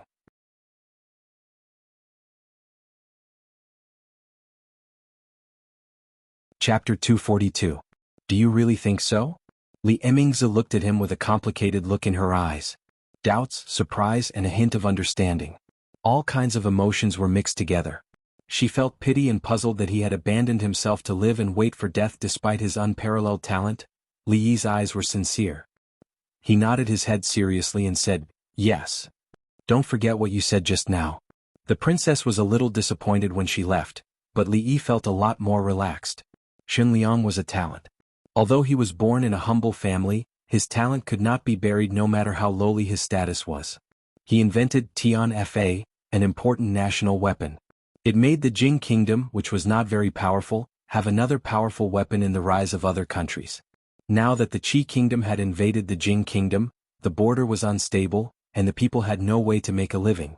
However, this was only temporary. It would not be long before things would settle down again. The country called Qi would definitely have a taste of the power of the Jing kingdom's Tianfa. Before they could think of a way to break it, the two countries could live in peace and friendship for a long time and develop together.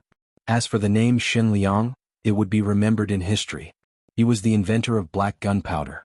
The black clay pot with rusty metal pieces was used to reap the lives of the enemies on the battlefield. The era of cold weapons that lasted for thousands of years had experienced its first major turning point because of this name. As Li Yi was thinking about these things, he was accompanying Rui and the others on the street. After the four of them had a family meeting during dinner, they decided to move from Rui workshop to their new home. There was no other reason. In addition to the front of the Rui workshop, there were two bedrooms at the back. One was for Li Yi and the other was for Rui and Xiaohuan.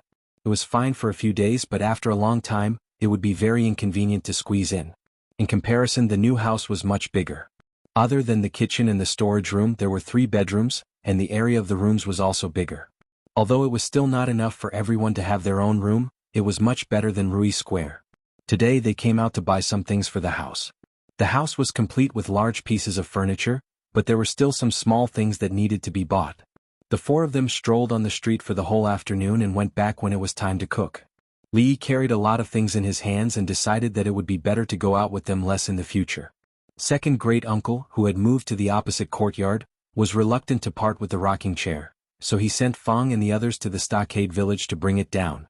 Li Yi also asked him to bring his own chair over. Uncle Han was old, and it took a lot of effort to make a chair, so it was better not to torture the old man. When Rui and Xiaohuan were cooking, Emingzu sent someone to summon Li Yi. This is what he used last night. Emingzu pointed to an item on the table in the courtyard and said. Xun Liang, who had just met not long ago, stood respectfully in the courtyard. In a short period of 2 days, his life had undergone a major change. He was extremely respectful to this noble person in front of him, who was obviously of high status. If not for her, he would still be doing odd jobs in the brothel, earning a few copper coins every day just to fill his stomach. The girl he liked had become someone else's concubine, and he could only sigh at the moon every night. Li Yi lowered his head to take a look. It was a black jar. The mouth was sealed with mud, and a long lead was drawn out from the outside. From the outside it did not look much different from the thing he had made. The only more obvious difference was that the jar used by the other party was slightly uglier. Li Yi had the experience of the predecessors, that was why he could make this thing effortlessly. But Xunliang was different. In this era, to be able to find the best ratio of gunpowder, he must have gone through at least thousands of experiments, or maybe the hard work of a few generations. His understanding of gunpowder was much stronger than Li Yi's. Emmingze looked at him and asked doubtfully, "The heaven's punishment, made according to the recipe, why is its power so much weaker than what you said? Maybe you can try, crush it a little more as much as you want, then find some eggs, pick out the egg white, don't want the egg yolk, use wooden chopsticks to mix it, let it condense into small granules, then use a bamboo sieve to sift it continuously, the size of mung bean or rice grain will do, finally sift out the suitable size granules and put them into the jar to compact them." Li Yi looked at her and said, "Of course this is only a suggestion, as for whether it will work or not, I cannot guarantee. Also remember, this thing can't be exposed to open fire, not even a spark. When preparing, it's best not to have any ironware around. If this thing explodes, it'll be terrible. Also remember, when it's raining, this thing can't be used." Li Yi pointed at Xunliang and said, "He should know quite a lot about these things. In the future, if he tries to explore more, the power should be able to increase a lot. I don't know much more. That's enough, dinner is almost ready, see you later." After saying that, he waved his hand casually and strode back. If there was no need, it was better to keep a distance from this thing. He did not want to be the Nobel Prize of this world. For things like gunpowder, it was best to avoid it as far as possible. It was absolutely right. Emmingze looked at Li Yi helplessly as he left, like he was escaping, rubbed her eyebrows, then turned to look at Xunliang and asked, "What he said just now, did you remember it?" "I remembered it all," Xunliang nodded and said hurriedly. A few generations of his family had been developing this. He already knew a lot of things that the Lord said just now, but there were some things that he heard for the first time. At this moment he silently remembered it in his heart, to slowly experiment in the future. When Li Xian walked in, he just happened to meet Li Yi walking out. He was about to raise his head to greet, but saw him waving his hand and walking straight past him. He scratched his head in confusion, and when he walked forward, Ming Zhu, who was standing there a moment ago, was nowhere to be seen. What's going on? Li Xian's face was full of confusion. Why did they all hide from him? When the guard of the imperial residence returned that day, he immediately reported the situation to him. Knowing that Li Yi's family was safe, he was no longer worried. He did not find Li Yi at Rui Lane, so he came over to ask Emmingze what exactly happened that night. But it was obvious that the two of them had just discussed something, but they did not want him to know, which made Li Xian a little confused. It was similar to the feeling when he was young in the palace. When the princes played, they never brought him along. He felt a little depressed and wronged. He knew Emmingze more than 10 years earlier than Li Yi, and he knew Li Yi long before Emmingze. Why now the two of them were sticking to each other like glue, isolating him?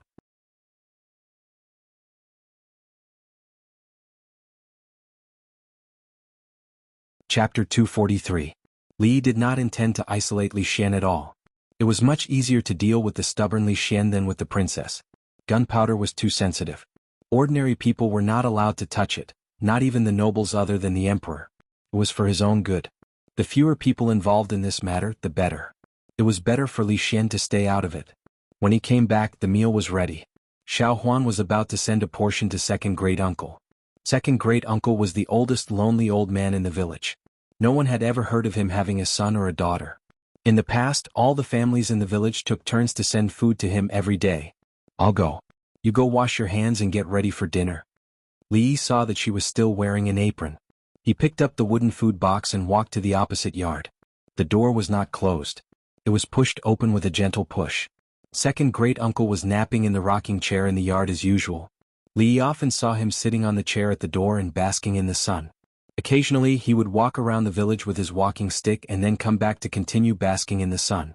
Ever since he got the rocking chair, the frequency of second great uncle going out for a walk had decreased significantly. This divine artifact was put to good use by second great uncle. Young people should bask in the sun more often, and the elderly should even more so. This was a very good habit of his second granduncle. Li Yi often felt that as the oldest person in the stockade village, this might be one of the secrets of his long life. Second great uncle, bask in the sun for a while. Remember to eat.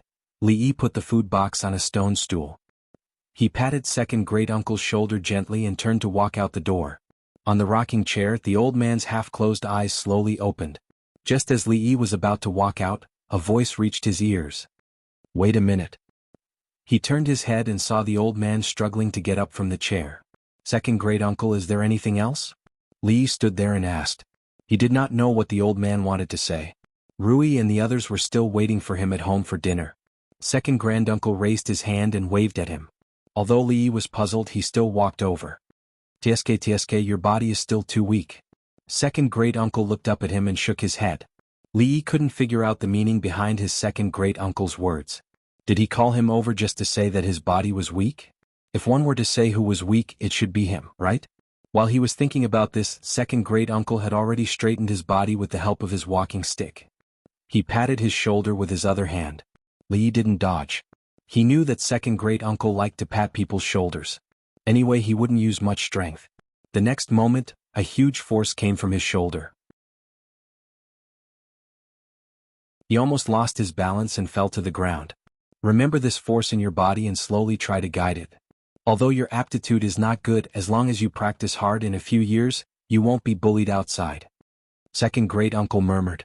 He opened the food box, put the food on the stone bench and ate leisurely. As he ate, he praised, "Rui's cooking is still the best. All the girls should learn from her." Li Yi stood there in a daze. He felt that there was indeed a weak flow of air flowing slowly in his body. Although the flow of air was so subtle that it could be ignored, it was the first time in his 2 lives that he had such a wonderful feeling. Is this the legendary true qi? Li Yi couldn't hide the surprise on his face. Lu Rui had clearly told him that with his aptitude, he might be able to sense qi in a year or 2 if he practiced hard every day. But if he wanted to make greater progress, it was unlikely that he would be able to do so in this lifetime.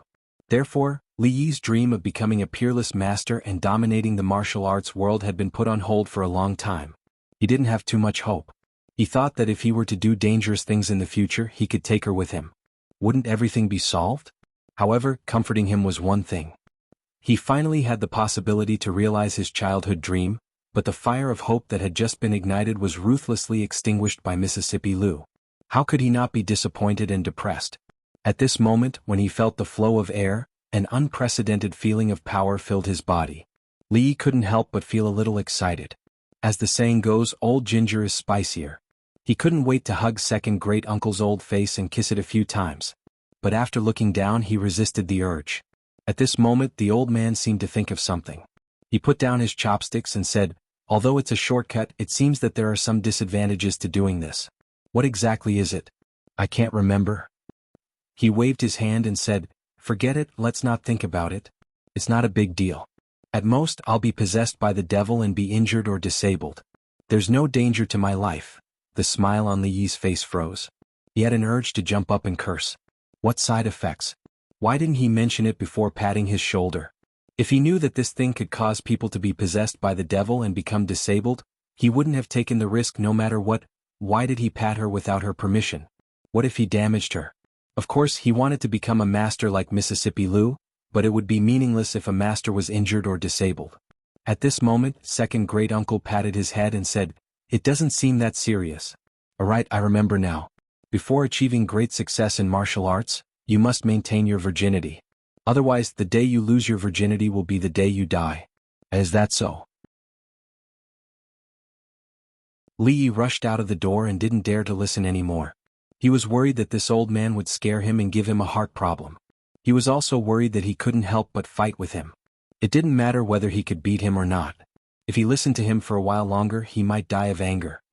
"What's wrong, husband? Why are you in such a hurry?" Li Yi hadn't come back after delivering food to second great-uncle for a long time. Lu Rui was about to go and have a look. Before she could stand up and leave the room, she suddenly saw him rushing in and asked hurriedly. Li Yi was worried that what second great-uncle said just now was true. If that was the case, he would be fooled by him. Therefore, he immediately described what he had just said. After listening to him, Lu Rui asked in surprise, "Husband, you already have the sense of qi?" She grabbed Li Yi's hand. After a moment, a smile appeared on her face and she said, "Don't worry, husband.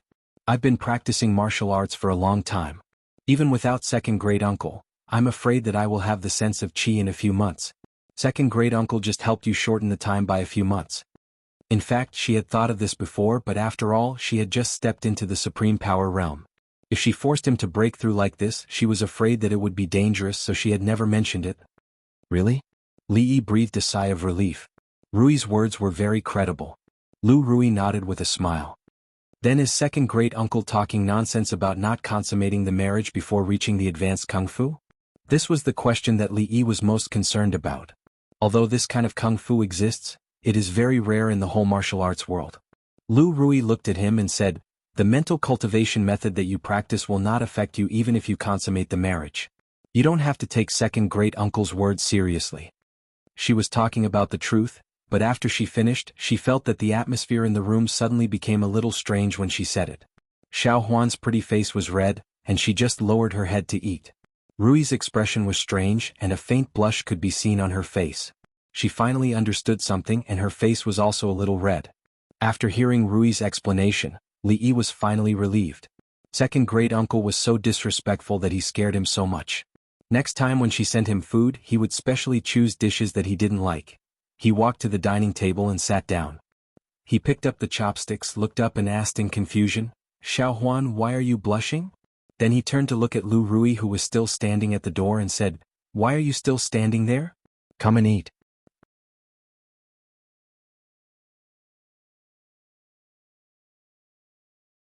Chapter 244. Li Yi was free again these 2 days. Her Royal Highness was busy with the heavenly punishment, and hadn't bothered him for 2 days. Although he had the formula, the production method, and a professional's guidance, it wasn't something that could be done in a day or two. From the crudest form to the mature production, it still needed some time. Li Xian wasn't free either. He heard that his wedding date was approaching.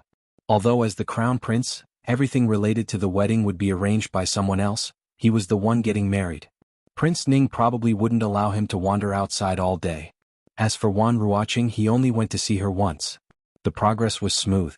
They were much more professional than him in matching that set. In a few days they should be able to officially perform it and see the effect. These days he didn't go to Rui workshop at all. Winter wasn't a good season to sell Rui dew. The cost of hard liquor wasn't small. As long as he relied on the profits sent by the prince's mansion, he could make money without doing anything.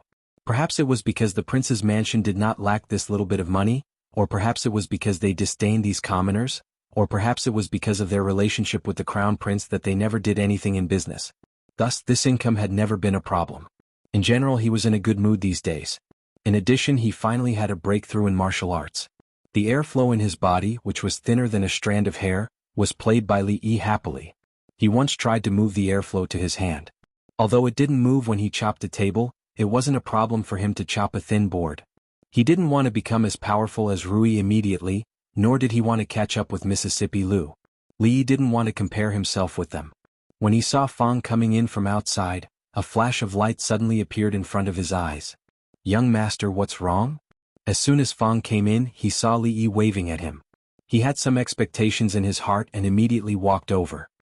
He had been bored out of his mind at home for the past 2 days. His previous life had been very hard and he couldn't even eat. He didn't even need to count how many copper coins he had at home, but he had been very busy every day. Although he didn't know what he was busy with, now he didn't have to worry about food and clothing. He didn't even know how much money he had saved at home. He only saw his wife sitting on the bed after closing the door every night, lighting an oil lamp and counting copper coins. Fang really didn't know what his wife, who didn't know how to count, could count. In short, life was getting better and better, but he was getting more and more idle. In the past, he could greet people at Rui Square or go to the brothel with his son-in-law to watch plays. Now the shop was closed and his son-in-law didn't go to watch plays. Instead, he saw his son-in-law practicing boxing in the yard all day. Fang curled his lips. With his son-in-law's physique, it was useless no matter how much he practiced. This was the first time in a few days that the son-in-law had called him over. Fang was looking forward to having something to do. He couldn't continue idling around like this. "I've made some progress in martial arts these days. Why don't we have a match?" Li Yi stood up and looked at him. Fang's expression was a little stunned. After realizing that he didn't hear wrongly, he looked at Li Yi with a strange look and said, "Son-in-law, forget it. Even if I don't use my hands and feet, you are no match for me." When it came to writing poems and deceiving girls, Fang admitted that he was not as good as the son-in-law. When it came to making money, he was even worse. But when it came to fighting, Fang was very confident that even 10 son-in-law were not as good as him. Then don't use your hands and feet. Li Yi expressed his approval for Fang's proposal. Although he had made a lot of progress in the past 2 days, he wasn't that arrogant. He just said it casually and was waiting for Fang to say it. Fang didn't care about it. He stood still and said, "Son-in-law, come on." He didn't make much of a defensive posture at all. According to his estimation of Li Yi, even if he hit him with all his strength, as long as it didn't hit his vital parts, it would just be a tickle for him. "Watch my palm." Li Yi hit Fang's shoulder with his palm. Fang's body was steady and he didn't dodge. Bang. After a muffled sound, Fang's body staggered back a few steps and he sat on the ground. He sat there in a very inelegant posture. The expression on his face was extremely surprised and unbelievable. He rubbed his shoulder, which was a little numb. He looked at Li Yi and wondered if the person in front of him was really the son-in-law. Looking at Fang's expression as if he had seen a ghost, Li Yi had a deeper understanding of the role of genuine qi. The same palm with and without genuine qi had a very different effect. Although he could succeed just now because Fang looked down on him and didn't take any precautions, before that, even if Fang didn't take precautions, he couldn't have shaken him. In the past, Li Yi couldn't see the difference between him and Fang and Rui at all, because no matter which one he was, the gap was so big that he couldn't imagine it at all. Now he finally saw a little hope. The undignified second uncle didn't talk seriously, but he was quite reliable. When walking on the street, Fang was still brooding about what had happened just now. How did the son-in-law become so powerful? He couldn't compare to his son-in-law in other aspects. It wasn't easy for him to find an area where he could compete with Li Yi. However, what happened just now had shaken his pitiful self-confidence. If he couldn't even beat the son-in-law in a fight in the future, how would he have the face to follow behind the son-in-law and protect him? No, he had been slacking recently. When he went back, he had to beg second uncle to teach him a few more moves. He couldn't lose to the son-in-law. Fang followed behind Li Yi absent-mindedly, thinking about something. Li Yi walked on the street with some fruits in his hand. There were no fresh fruits in winter, so they were all stored in cellars. But even if they weren't very fresh, they were still extremely expensive. Ordinary people couldn't even think about eating them. The grudge with the people from the forest of Underworld seemed to have subsided, but when he went out, Fang would usually follow him just in case. This time he was going to visit Dainio. As a superior, if a subordinate was injured in the line of duty, he should visit. If it wasn't for the fact that the people from the forest of Underworld injured Dainio and gave him enough time to prepare, the situation would have been even worse. Sir, Dainio's house is in front. As they walked to the north district of Qingyan Prefecture, the accompanying bailiff pointed to a courtyard in front. When Li Yi was still outside the door, the bailiff hurriedly ran in and said in a loud voice, "Dainio, the county lieutenant is here to see you." Not long after, a woman around 30 years old walked out of the house. Her clothes weren't luxurious, but they weren't very shabby either. Dainio's wife, quickly come and greet the county lieutenant. The bailiff walked in front of her and said, Sir. The woman clearly didn't have the experience of receiving such an important guest. Her expression was slightly flustered as she hurriedly bowed. Li Yi smiled kindly at her and walked into the house.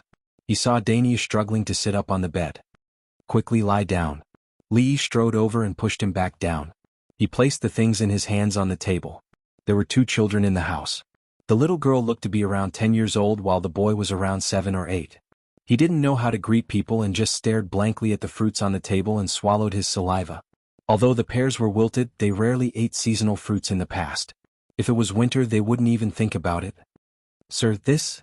He didn't think that the county lieutenant would come to see him and bring so many things. Dainio was somewhat flattered. Seeing that he was about to get up again, Li Yi could only push him back down and said, "Your wound hasn't healed yet. Lie down and don't move." "How's the wound?" Li Yi looked at his wound. It was recovering well and there were no signs of ulceration or pus. There shouldn't be any big problems in the future. Dainio lightly patted his chest and said, "This injury is nothing. After resting for half a month, I should be able to go back to work in the yamen. It's better for you to lie down at home." Li Yi glanced at him and said, "Recover first. After the new year you can go back to the yamen. I'll apply for some subsidies from County Magistrate Liu. Just stay at home for the time being." "Brother Dainio, I've got the medicine for you." At this moment, a rough voice came from outside. A man walked in with a few packets of medicine in his hands. "County Lieutenant." Seeing the person in the house, Wu Er was stunned for a moment. Then he immediately bowed respectfully. Daniu's wife pushed away the little boy's hand that was reaching for the fruits and carried the two children out. Women and children shouldn't be involved in this kind of situation. Li looked at him and asked doubtfully, "Why are you here?" After listening to Wu Er's explanation, Li found out that it was Wu Er who went to find a doctor behind Daniu's back and saved his life.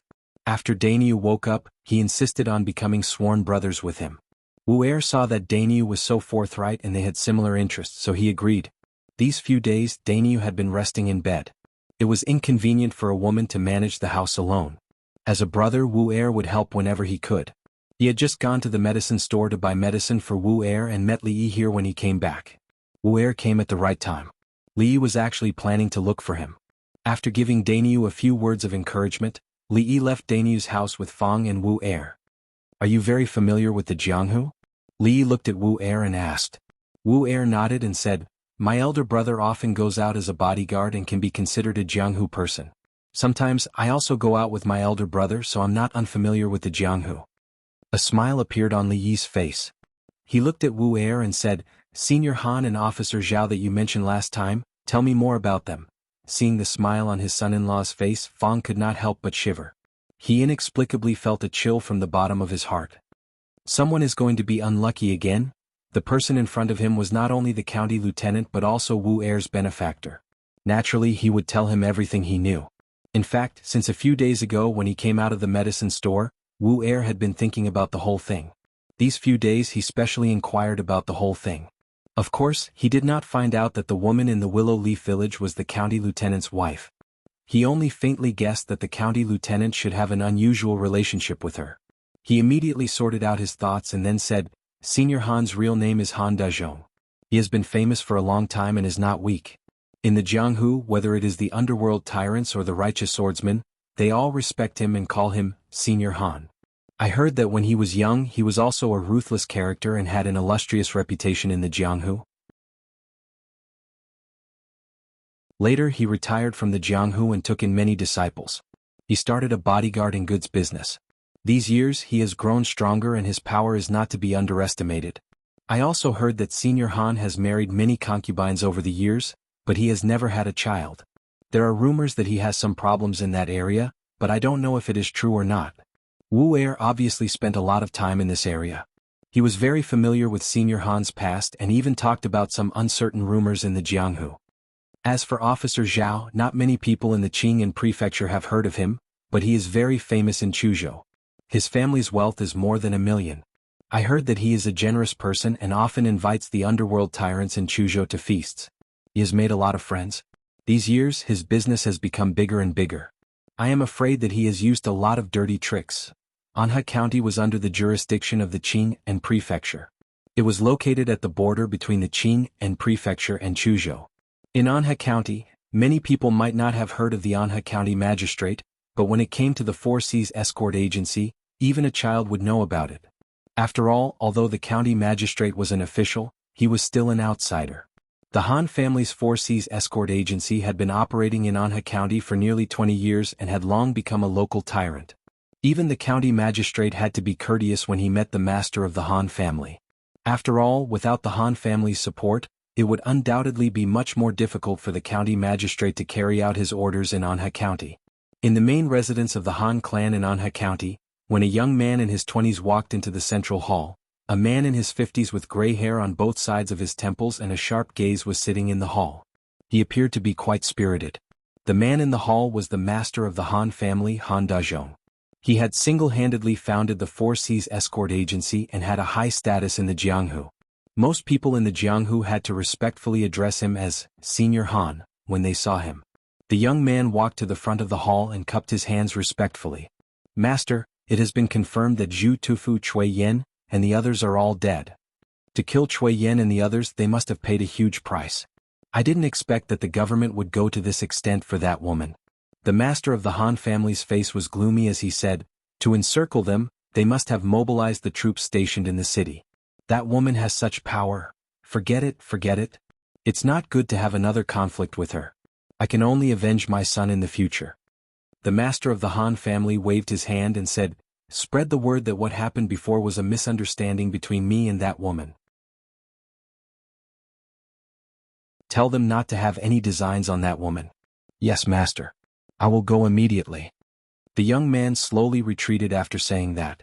However, he did not think that there was any need to make an announcement.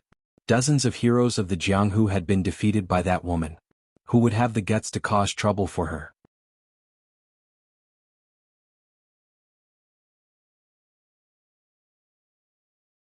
Chapter 245. Chuzhou Xiang City. It was night, deep in the Zhao Manor on the spacious square. There was a hubbub of voices and bright lights. Chuzhou's minister Zhao was kind and generous. He saw money as dirt. In Chuzhou's Jianghu, there were many people who had received his kindness. Minister Zhao had many friends. Not only did he often invite these Jianghu people to dinner, he would also generously help any hero who had no money to travel in Jianghu. He never mentioned the word return.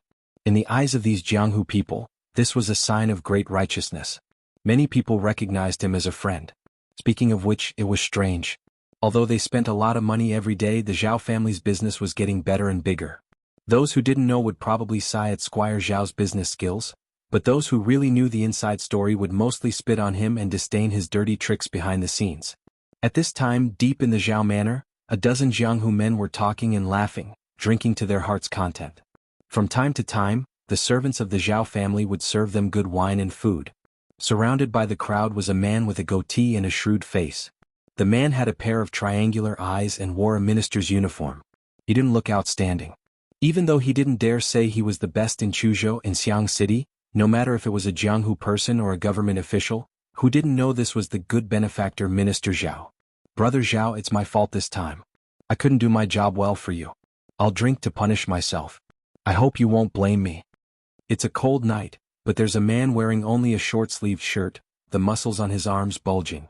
He cupped his hands towards Zhao Yuanwei, picked up a bowl of wine in front of him and drained it in one gulp. Minister Zhao's face was full of guilt. He said, Brother Qin, don't say any more. It's my fault. I didn't know that woman was so strong. Even Zhu Tufu and the others died there. If I knew she was so hard to deal with, I wouldn't have let you take the risk. He didn't act pretentious and filled the bowl in front of him to the brim. He looked at the crowd and said, This bowl of wine is my apology to you brothers. Please promise me that you won't cause trouble for that woman anymore. If anything happens to you, I won't be able to rest easy. Everyone immediately raised their bowls to show their sincerity. They would no longer put themselves in danger, but if that woman came to bully them, they would not just stand by and watch. They would definitely lend their brother a hand. Zhao Yuan was embarrassed on the outside, but he was finally relieved. After all, this was the territory of Chuzhou City. No matter how powerful the woman was, she couldn't be the enemy of all the Jianghu men in Chuzhou City. Wu Er followed Li Yi all the way back home. They talked in the room for a long time before leaving.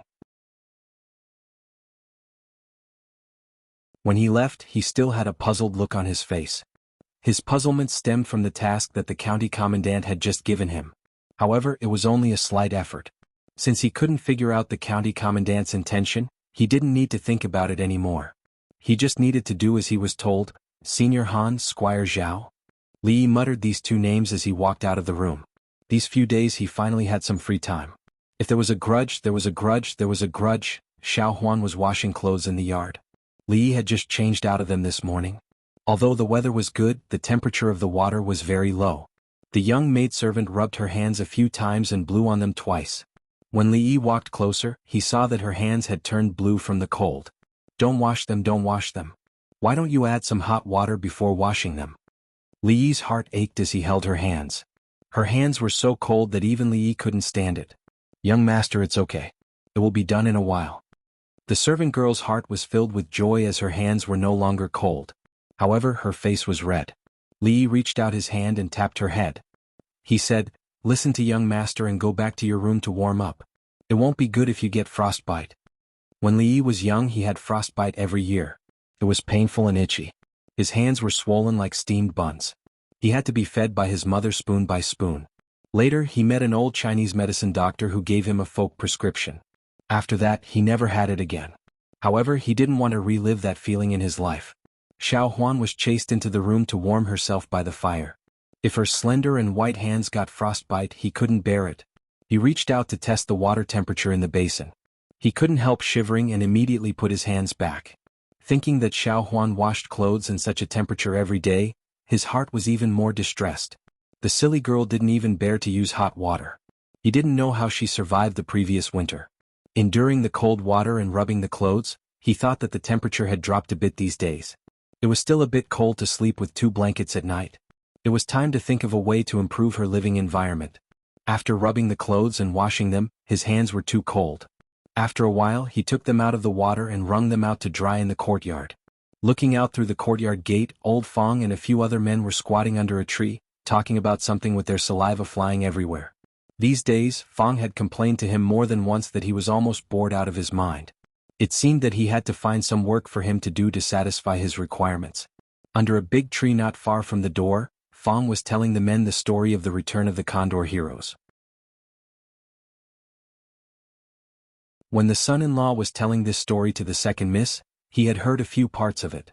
Since he had nothing to do, he showed off in front of the men. Of course, although he was talking with his saliva flying, the story had no beginning or end. It was almost not attractive. If it wasn't for the fact that they had nothing to do, no one was willing to see him talking here. Fong saw that everyone was bored to death.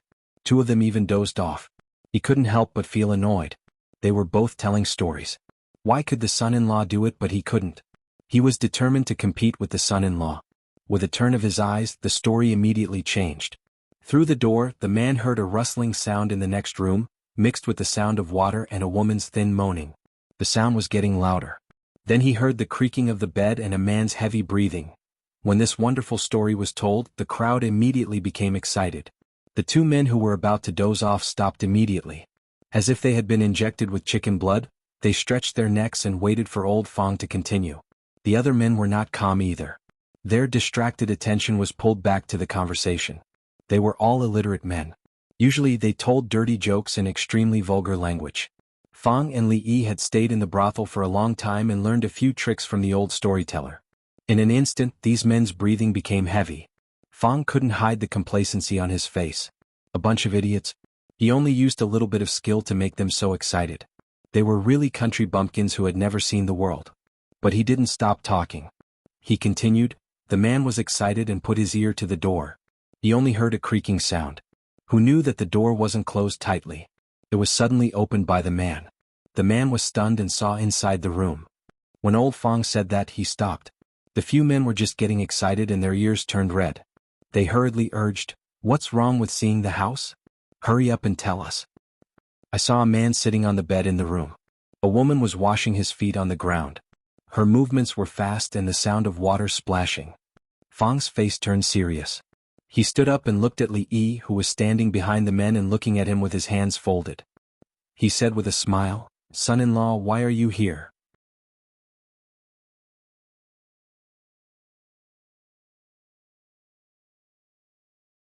Chapter 246. It seemed that old Fong really had a lot of free time. A few months ago he was still a rather shy man. When he talked about his beautiful wives, beautiful concubines, and big mansions, he would blush from time to time. Now he was so free that he could tell dirty jokes in public. His mouth already had some of old Sun's kung fu. Now that the son-in-law had arrived, the crowd was too embarrassed to continue listening.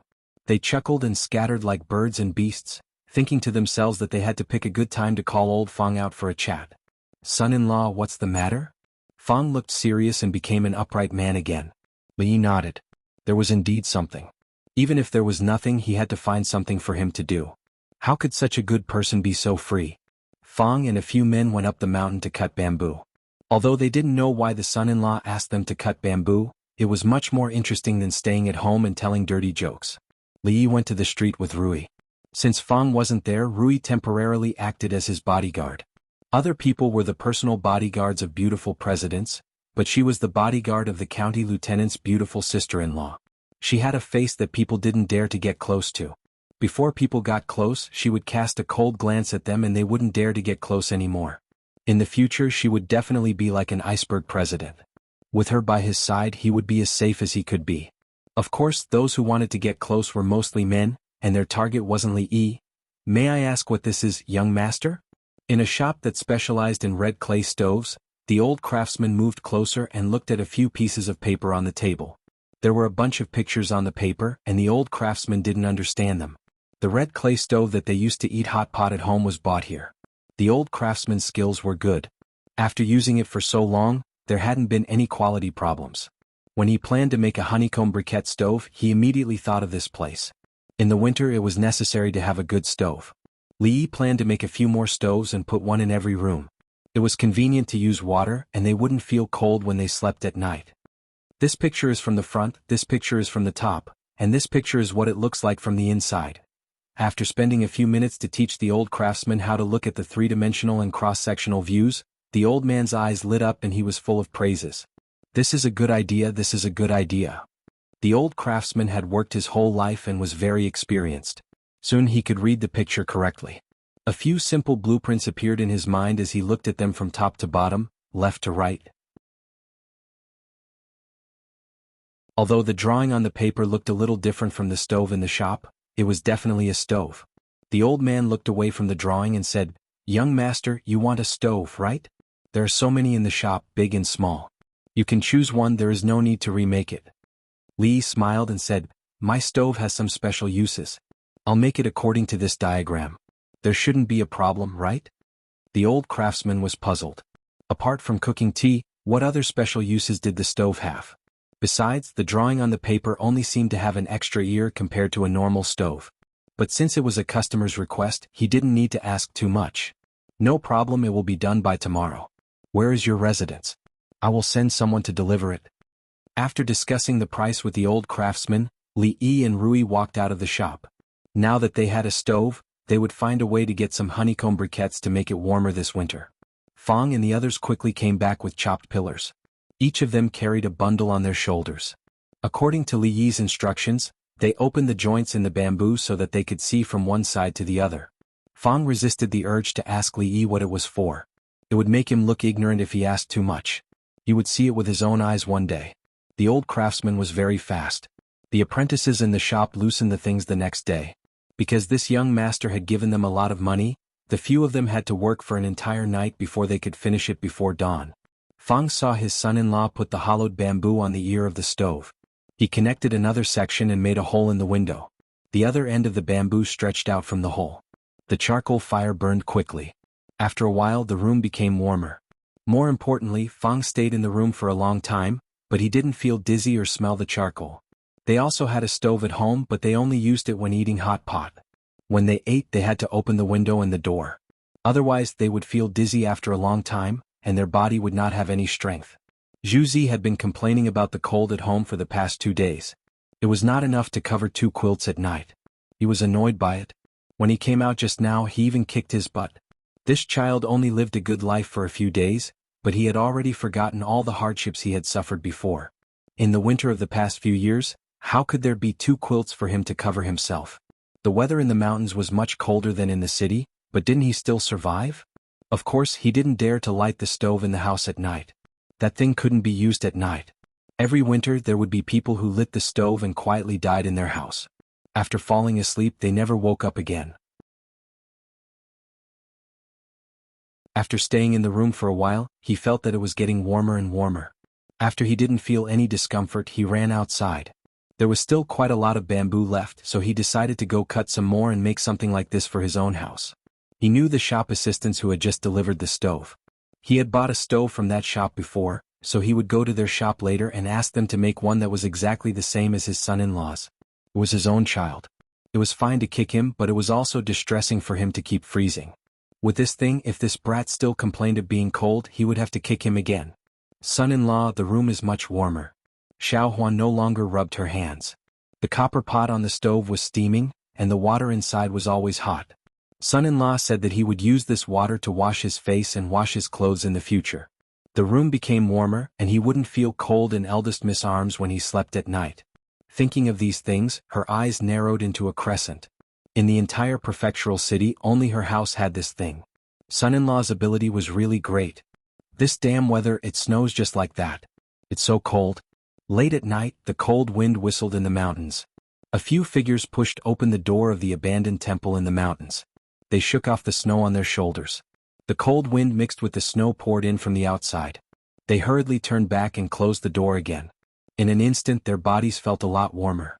The space inside the small temple in the mountains wasn't big, but it was still enough to accommodate dozens of people. The windows on both sides had long been blocked with wooden planks. The snowstorm outside was like a different world compared to the inside of the house. In the middle of the house, someone had lit a bonfire to keep warm. They weren't the only group of people in the temple. Whether it was the wanderers of the Jianghu, the escorts escorting goods, or the pedestrians hurrying through the night, they were all blocked by this sudden snowstorm. If you're cold, come over and warm yourself up. There were many people around the bonfire. They had originally wanted to find a corner to sit down, but someone said aloud, "Thanks." The people of the Jianghu had always been forthright. They didn't refuse and sat down in the seats that the other person had opened up. After sitting down, one of the men untied a water pouch from his back and handed it over. "Do you want to drink some?" The person opposite them was about to wave his hand to refuse when the man opened the water pouch. A strong aroma wafted out. He was stunned for a moment before taking the water pouch. He tilted his head back and drank a mouthful. He smiled and said, "Good wine. Haha, this is Qing and Prefecture's famous strong wine. It's just that it's too damn expensive," the man said with a smile. "Brothers from the prefectural city?" the man asked with a smile. The man nodded and said, "That's right. We were planning to go to Chuzhou City to run some errands. We didn't expect the snow to come so suddenly. We'll have to leave tomorrow." The man opposite them also introduced himself. He was also from the Qing and Prefecture. He was in the business of escorting goods. Because of the snowstorm, he had to rest here for the night. They were all people of the Jianghu. After a short conversation, the atmosphere became lively.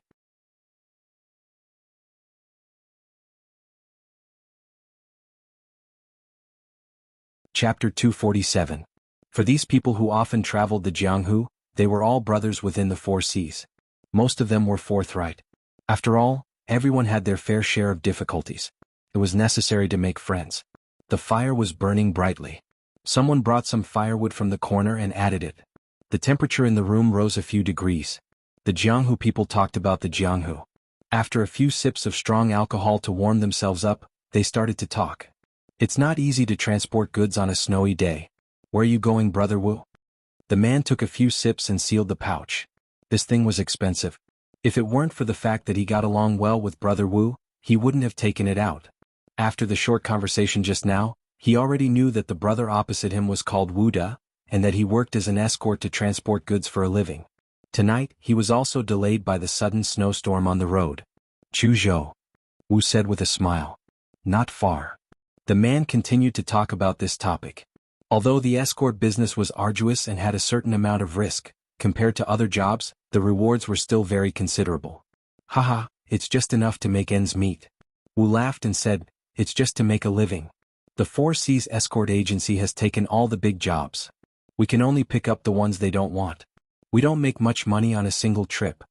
The Han family's 4 Seas escort agency was famous in Qing and Prefecture, and this man often heard of it.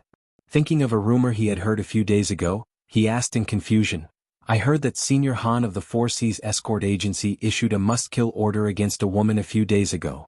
Many people from the Green Forest wanted to establish a relationship with the Han family and go kill that woman. In the end, they were all killed." "What Senior Han? He's just a eunuch?" A sarcastic voice came from beside Wu Da. The man looked at the speaker and asked, "Eunuch? May I ask this brother, what do you mean by that?" The man looked at the man and was also surprised. "Have you not heard of the 72 evil warding swordplay of the Han family?" The man shook his head. He had never heard of the evil warding swordplay. "I'd like to hear more." The man cupped his hands and said, "The people of the martial arts world had a natural talent for gossip. Senior Han was quite famous in the martial arts world. Although there were some interesting anecdotes, they were far less explosive than what the person in front of him said." The man faintly felt that he was about to hear a secret that few people knew about. It was boring sitting there by the fire. Since there was nothing to do, the man slowly said, "The story starts from 20 years ago. She didn't know why, but she still felt a little cold last night even though she had lit the stove yesterday and the room was much warmer." Li woke up from the cold early in the morning. When he was putting on his clothes, he felt the cold wind blowing in the room. He glanced at the window and found that the opposite window was half open. He must have forgotten to close it when he slept last night. After a night, the stove must have gone out. Li ran over to close the window. When he looked out, all he could see was a vast expanse of whiteness. It was snowing. He wasn't in a hurry to close the window. This snow came suddenly. Although the snowflakes floating in the sky were small, judging from the thick snow on the ground, he could imagine how heavy the snow was last night. The cold wind blew in from outside and immediately woke him up a lot. At this time he didn't feel so cold. It was not the first time he saw snow. As a native northerner, he experienced such heavy snow several times every winter. At that time he was still in the countryside. When he got up early in the morning, the mountains and fields were all the same color. Early in the morning, he and his friends went up the mountain with the dog at home to chase rabbits and pick up pheasants. The snow was thick and the rabbits couldn't run fast. The pheasants stuck their butts in the snow and didn't come out. Catching them was as easy as pulling carrots. Of course, in this world it was the first time he saw snow, so he had a different feeling. He got up very early today. Rui and Xiao Huan hadn't left the room yet. He walked over and opened the door of the courtyard. Fang was sweeping the snow with a big broom. "Good morning, young master." Fang greeted Li Yi. His movements didn't slow down at all. He pushed forward like a human road sweeper. In his field of vision, many people were already busy. They had gotten used to waking up early all their lives. Other than naughty children, not many people would sleep even in winter. Li Yi turned around and saw the only set of footprints he had left in the courtyard. He felt very accomplished. This was a hobby he had since he was young. Every time he saw his own footprints in the white snow, he would feel happy for no reason. He grabbed a handful of snow from the ground and rolled it into a ball. He wanted to experience the feeling of snowball fights when he was young. At this time, a door in the courtyard opened. Seeing the figure walking out of the room, Li Yi threw the ball of snow out subconsciously. Bang! Lu Rui waved her sleeve and the ball of snow exploded in the air and scattered. Looking at Mississippi Lu's eyes that were full of fighting spirit, Li Yi ran out of the door subconsciously. He forgot to think before he threw the ball of snow. Was Mississippi Lu someone he could provoke? A few snowballs flew from behind and landed on his neck. Li Yi shuddered and sped up. Although Mississippi Lu didn't chase after him, Li Yi still planned to take a look outside before going back. Most people were sweeping the snow on the road.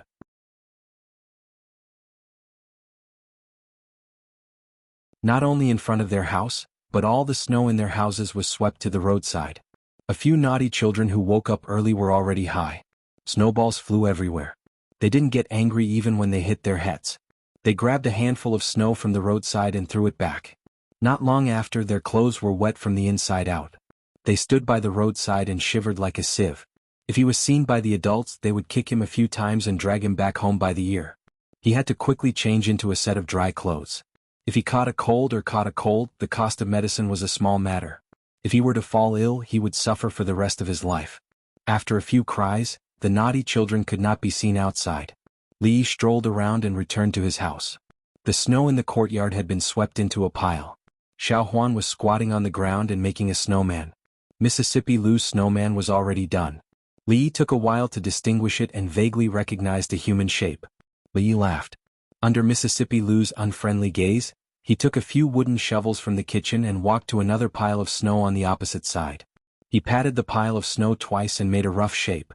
Then he used the shovel to mend it. Some of the smaller parts were handled with his fingers. After a while, the shape of a woman appeared. Xiao Huan's snowman was already done. After looking at her son-in-law, she blushed and pushed down the snowman that she had painstakingly made. She ran to stand behind Li Yi and poked her head out to take a look. Rui Lu took a look and kicked her snowman away. A hint of anger appeared on her pretty face. Everything was afraid of comparison. Li Yi's was a real snowman. Hers was at most a pile of snow. Actually, she was wrong this time. A snowman should look like a snowman. A small head, a big belly, and a broom would be its arm. What Li Yi was making now was a snow sculpture. The artistic cells that he lacked in his previous life were all made up in this life.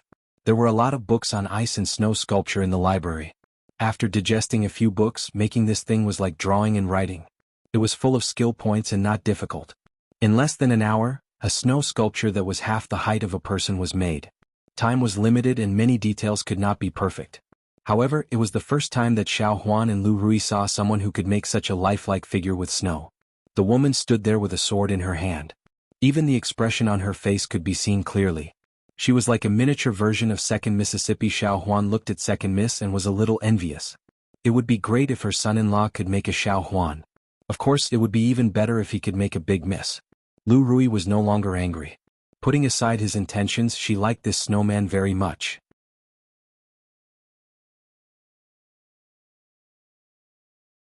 Li was also very satisfied with his work. After all, it was his first time making it.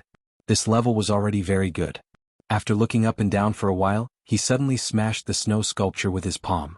It was like spending half a day building a house with more than 1,000 pieces of building blocks. After building it, he destroyed it with his own hands. For people with obsessive-compulsive disorder, the feeling in their hearts at that moment was extremely comfortable. The only thing that was not right was that after he smashed the snow sculpture, the surrounding temperature seemed to have dropped a little.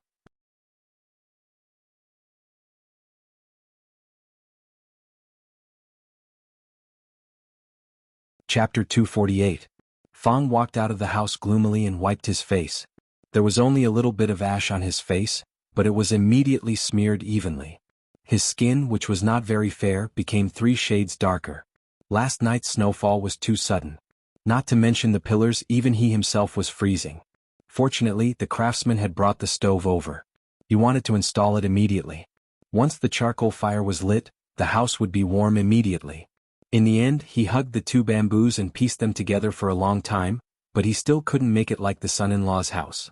In a rage, he kicked the stove. The stove overturned and the charcoal fell to the ground. It almost burned the pillar next to him. He was chased out by his wife with a broom. He shook his head. It seemed that this kind of detailed work was really not something he could do. He planned to go to the son-in-law's house and ask him how to do it. Before he entered the courtyard, a figure rushed out from inside and disappeared in front of his eyes in the blink of an eye. It was really a whoosh. The speed was incredibly fast. Fang was stunned for a while before he recovered. The expression on his face was still a little unbelievable. Just now, was the son-in-law? After getting the answer from Xiao Huan, Fang's heart was hurt a lot. He didn't know when it started, but the son-in-law was becoming more and more powerful. Fang felt that his role was constantly decreasing. Perhaps it wouldn't be long before he could only help cut the bamboo and run errands. Apart from the son-in-law, he received the most dividends from the outside business. Even if he stayed at home every day, he could still earn money that he couldn't earn in a year. Although it felt good to be rich, he didn't feel at ease taking the money. Seeing that her man came back from the son-in-law's house and quietly fiddled with the stove, Lucia originally wanted to mutter a few words, but she swallowed them. Although she didn't scold him often, and when necessary she would use the broom to make him remember. But she knew how to behave. After so many years, she knew when to speak and when to shut up. She wouldn't ask too much about the things between men. At this moment, she could only sigh and silently clean up the charcoal pile on the ground. Li ran from home to the street in one breath, gasping for breath. When he looked back and saw that no one was chasing him, he found a roadside stall and sat down to rest. He didn't know if it was because of the pat from his second great-uncle, but his old injuries were almost healed. His lower abdomen didn't hurt anymore, and he felt that his body was in a better condition than before he was injured. Of course, due to the fact that he had successfully cultivated his true qi, he seemed to have been a little complacent these 2 days.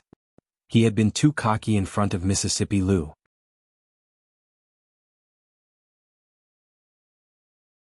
He rubbed the part of his butt that was still faintly aching, and finally realized how big the gap between him and Rui was. There was still a long way for him to go if he wanted to turn over the situation and suppress second Miss Lu in a fair and square manner. At the moment, he still had to follow the principle of keeping a low profile. The next time he wanted to vent his anger, he would have to pick a time when she was not at home and secretly make a snow sculpture to smash. Today was indeed a little too ostentatious. He couldn't return home for the time being. Otherwise, he might end up like the snow sculpture just now, so he decided to take a stroll on the street.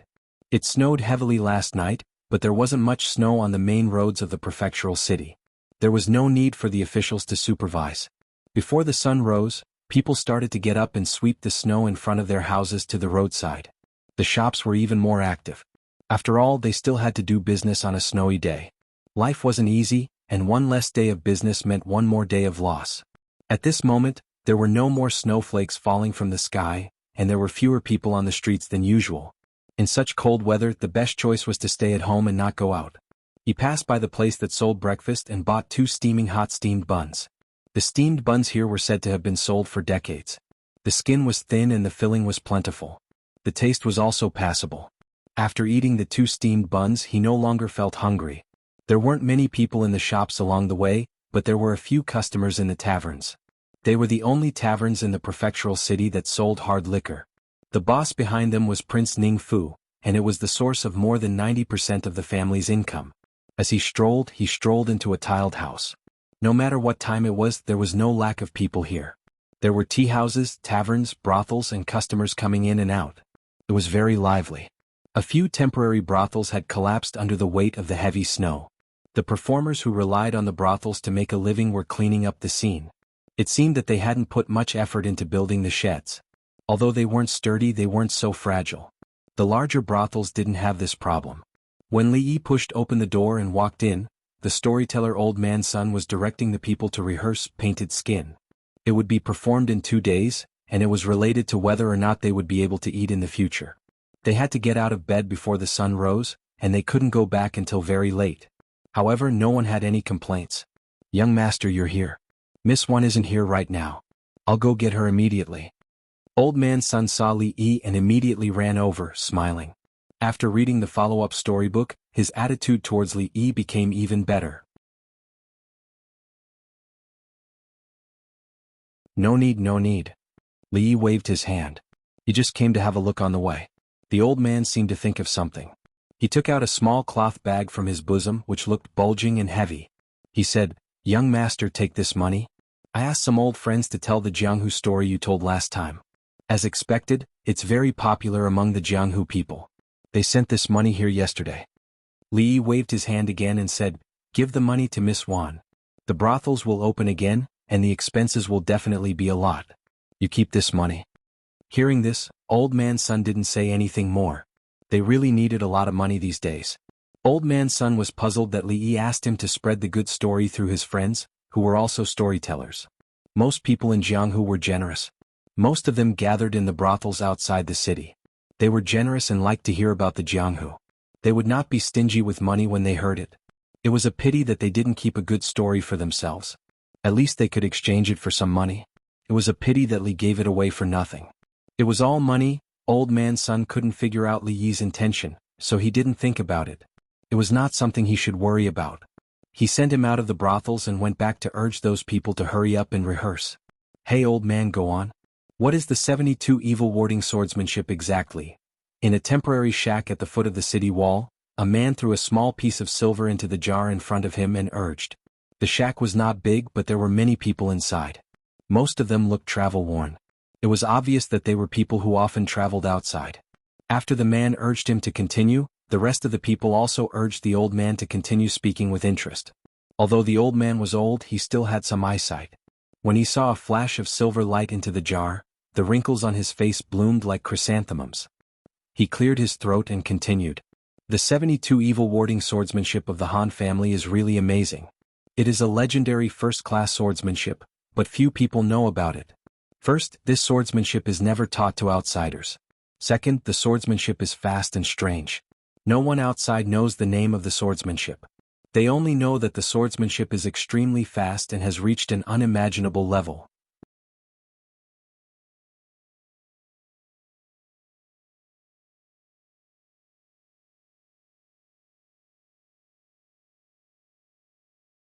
Chapter 249. "Hey you old man, I told you that the Han family's Wuxia swordplay is unknown. How do you know about it?" One of them raised his doubts. There was no reason for a storyteller to know more about the martial arts world in Jianghu than they did. He had never heard of the Wuxia sword technique or the world's fastest sword technique. He had only listened to it when he had nothing to do, and it was fine for him to have some fun.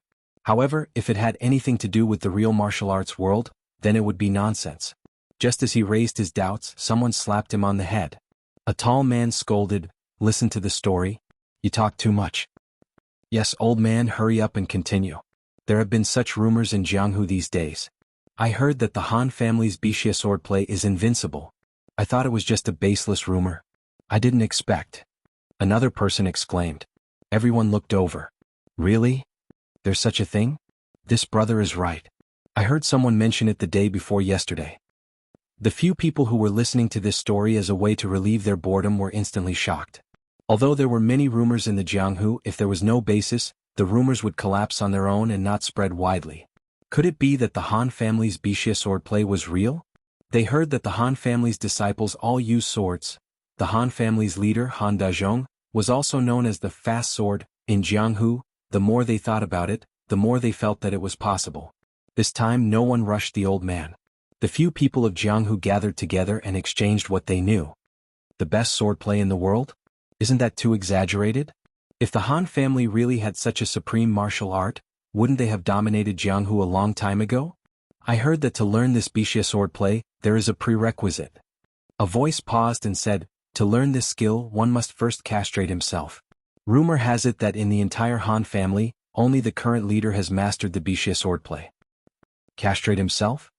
Someone said in surprise, doesn't that mean that the famous senior Han is a eunuch? One of them immediately shook his head and said, impossible. Impossible. I heard that senior Han had 5 wives and concubines. How could he be a eunuch? When everyone nodded in agreement, someone seemed to have thought of something and suddenly exclaimed, although the Han family's patriarch has many wives and concubines, he doesn't seem to have any children until now. This voice was like a bolt out of the blue, dispelling the fog in everyone's hearts. He had married 5 wives and concubines, but he didn't have a single child in the past few decades. This was very telling. Either there was something wrong with this senior Han or he didn't have that thing at all. If they hadn't heard of these rumors, they naturally wouldn't have suspected the second possibility.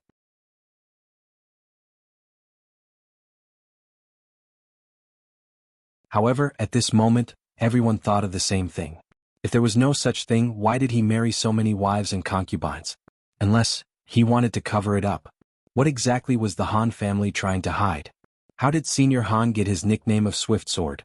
Why had the Four Seas escort agency developed so quickly in the past 20 years and was about to become one of the most powerful families in the martial arts world? No one answered this question, but everyone was well aware of the answer. No, it's not that he didn't have any children. Someone thought of something and shook his head. His only son committed a serious crime a year ago and was beheaded by the authorities. Do you still remember that Senior Han gathered heroes from all over the world to kill that woman a few days ago? I heard that Senior Han's only son was caught by that woman and brought to the authorities. I remember now. After Han Dazhong married and had children, his martial arts suddenly improved by leaps and bounds. He killed several powerful enemies and made a name for himself in the martial arts world. Could it be that he really, after putting all the information together and organizing it a little, they finally dug out a deeply buried mystery? The Han family's 72 styles of Wuxia swordplay was unparalleled in the world, but the conditions to cultivate it were too harsh. In order to continue the Han family's lineage, the man surnamed Han castrated himself after marrying and having children. He married so many wives and concubines to cover up the fact that he castrated himself. Otherwise, why didn't his wives and concubines give birth to any children in the past 20 years when he was in the prime of his life? Wuxia swordplay, the fastest sword in the world. Not long after, a few people walked out of the brothel and disappeared into the crowd in different directions. People came and went in the brothel. The old man told the story of the Wuxia swordsmanship over and over again. It was a rare and good story. Those martial arts heroes were too generous. The earthen jar in front of him could be filled half in a day. He was afraid that in half a month he could earn the money that he used to earn in a whole year. Old Sun was a good man. He didn't make friends with him in vain. He gave him the money-making story just like that. He couldn't take all of the money. He had to at least give half of it to Old Sunday, otherwise, he would be breaking the rules and would be despised by his peers. The circle of actors and actresses wasn't big. They traveled everywhere to make a living, so they naturally made friends. At this time, in the various brothels outside and inside the city, there were several storytellers like this old man. They all had the same idea as him. Anha County, the Han family. Bang. The head of the Han family, Han Dazhong, had just finished listening to his disciple's report. He slammed the teacup in his hand on the table.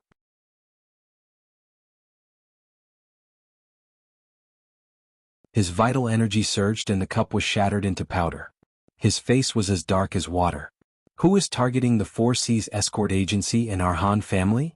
Han Dazhong's voice was filled with uncontrollable anger. Within 3 days, the Four Seas escort agency had been robbed 5 times. Although the goods weren't robbed, a few of the escorts were injured.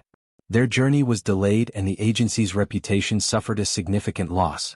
Ever since the Han family gradually became powerful and made a name for themselves in the martial arts world, this was something that had never happened in the past 10 years. It was obvious that someone was targeting the agency and the Han family. I've asked the escorts. The people who came to rob the goods were all masked. Moreover, they did it at night. I couldn't tell where they came from. The young man in the hall said respectfully, "Master, should we increase the number of escorts?" The agency's business has already decreased by 20%. If this continues, our losses will be too great. Han Dazhong waved his hand and said in a low voice, "No need. This time, you and your junior brothers will personally escort the goods. If anyone dares to rob the goods, bring them back to me. I'd like to see who has the guts to target our Han family." He had taught these disciples since they were young. Each of them had extraordinary skills and were far superior to ordinary escorts. They were usually the heads of escorts. If they escorted the goods together, they would definitely be safe. "Yes." The young man responded and was about to leave. Just then, another man rushed in from outside the door. "Master, something bad has happened. Junior brother Zhang ran into trouble while escorting the goods. All the goods were robbed and the escorts were all injured. Even junior brother was taken away by the robbers." The young man's expression changed. When he looked up, he saw the muscles on his master's face twitching uncontrollably. He was clearly enraged. "You've gone too far." A roar was heard, followed by the sound of tables and chairs falling in all directions.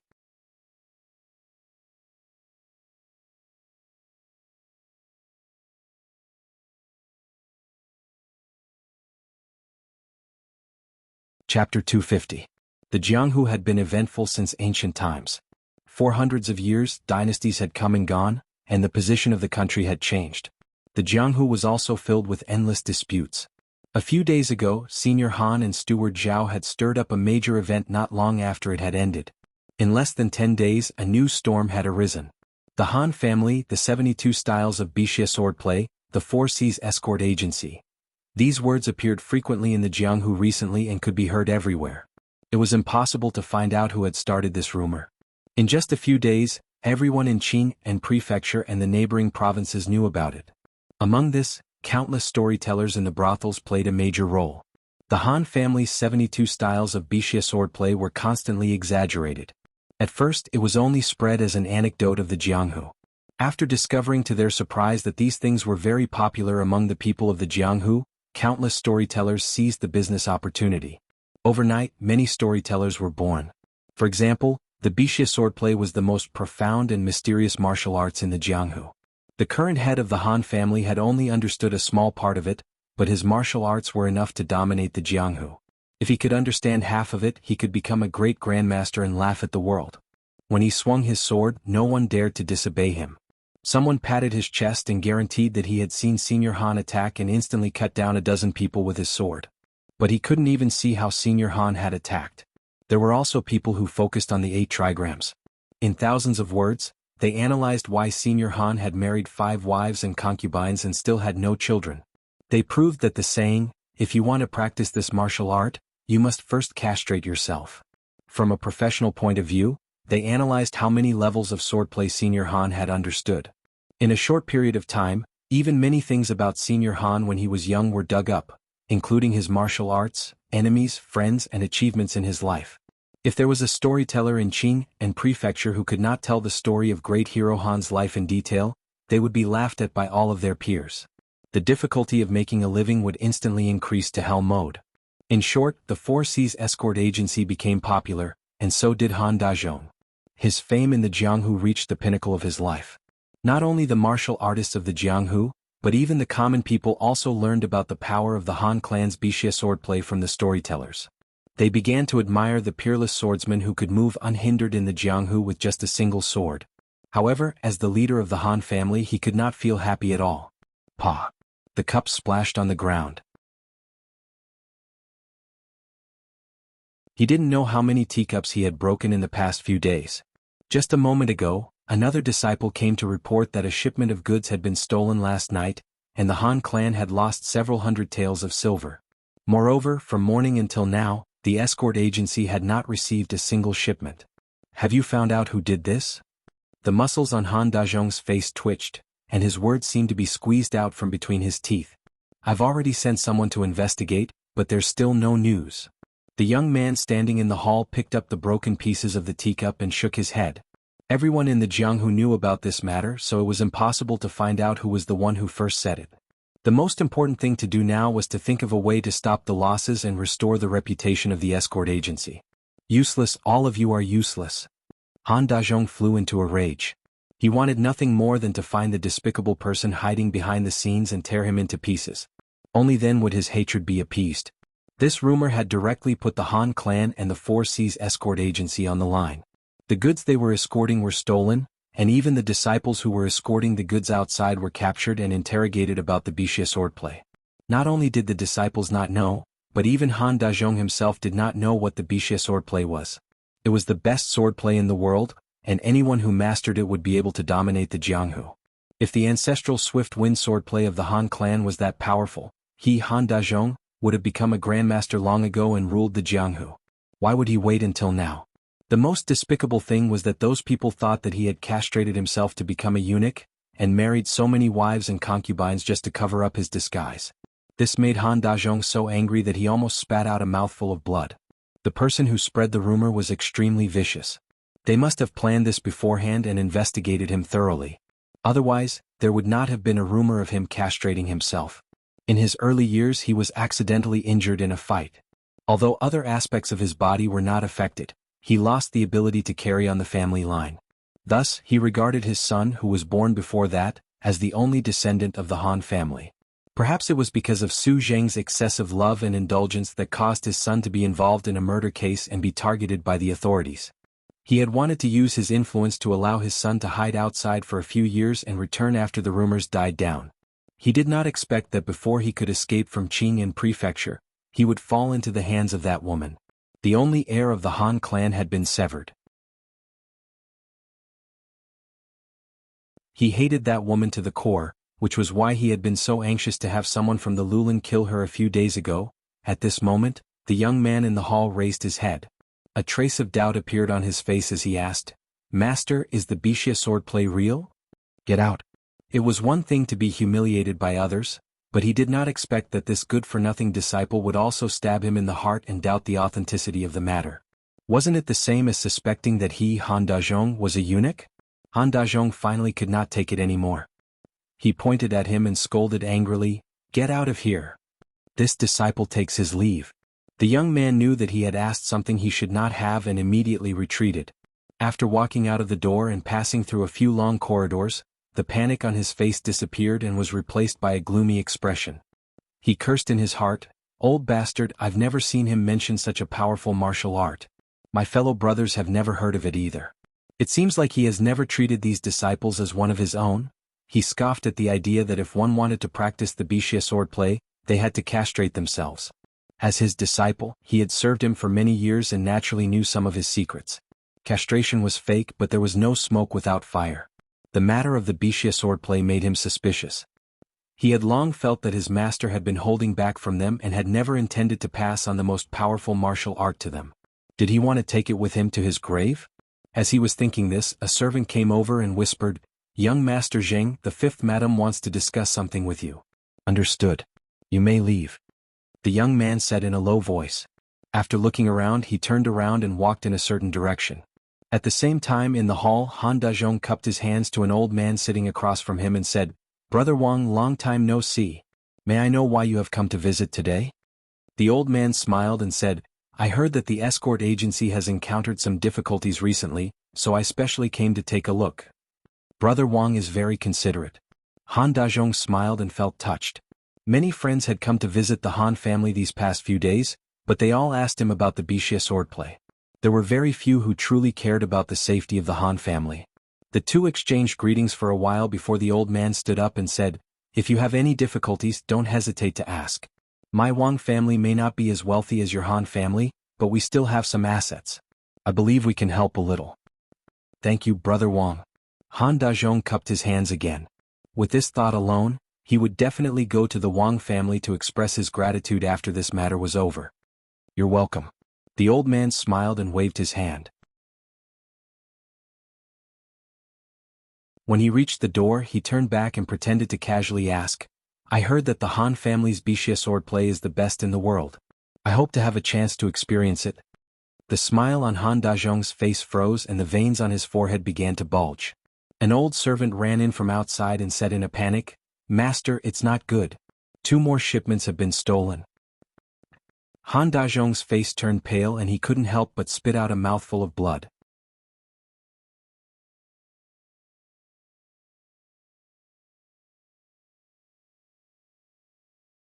Chapter 251. The master of the Han family unfortunately fell ill. The Four Seas escort agency was temporarily closed and no longer accepted any escort missions. This was clearly an unnecessary move. After this incident, the business of the Four Seas escort agency plummeted. 5 out of 10 escorts were robbed. Who would trust them with their goods? After a few days of fermenting, the rumor had begun to develop in the direction of a myth. The Han family had a peerless sword manual. If one learned half of it, one could become a top-notch master and become famous in the martial arts world. If one learned 20%, one could become a grandmaster.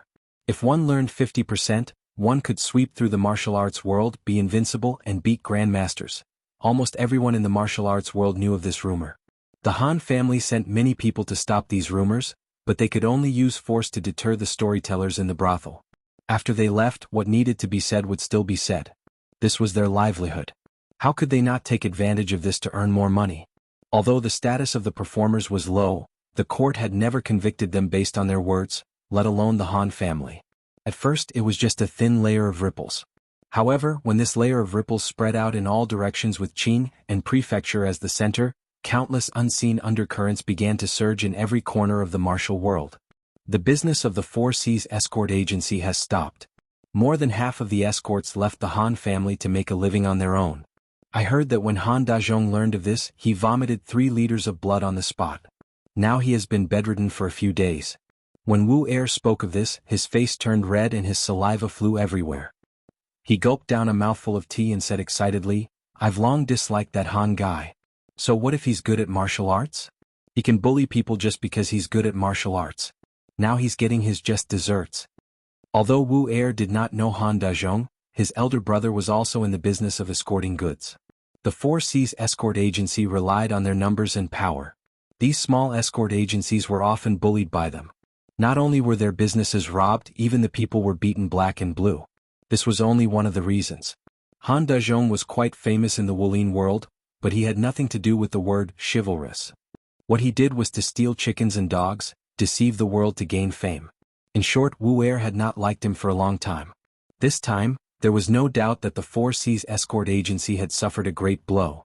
It was certain that they would suffer a great blow, and it was hard to say whether they could recover. In particular, when he heard that the man with the surname Han was bedridden due to anger, he felt very comfortable all over.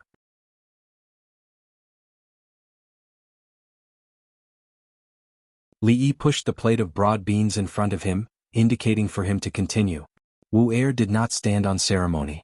He pinched a few beans and threw them into his mouth, making a crunching sound. He said, "Nowadays there are many people in the Jianghu who are plotting for the Han family's Wuxia sword manual. Up until today, there are at least 3 forces that have started to move against the Han family." After drinking a cup of water to moisten his throat, he looked at Li Yi with some doubt and asked, "Sir, do you think Han Dazhong is a eunuch? Is it true that the Wuxia swordsmanship can only be practiced by castrating oneself?" Seeing Wu Er's doubtful expression, Li Yi knew that he had achieved the effect he wanted. Even Wu Er, who had personally spread the rumor, had doubts about whether Han Dazhong had a penis, let alone others. In fact, before this he was not completely sure whether this method would work or not. After all, the Wuxia swordsmanship was only a martial arts technique fabricated by Old Master Jin. The disaster of the Lin family only existed in the novel, The Smiling, Proud Wanderer. What if the martial arts masters in this world did not fall for it? But at that time he had not thought of a good method, so he might as well give it a try. The Lin family started off as an escort agency and so did the Han family. The Wuxia swordsmanship was said to be extremely fast.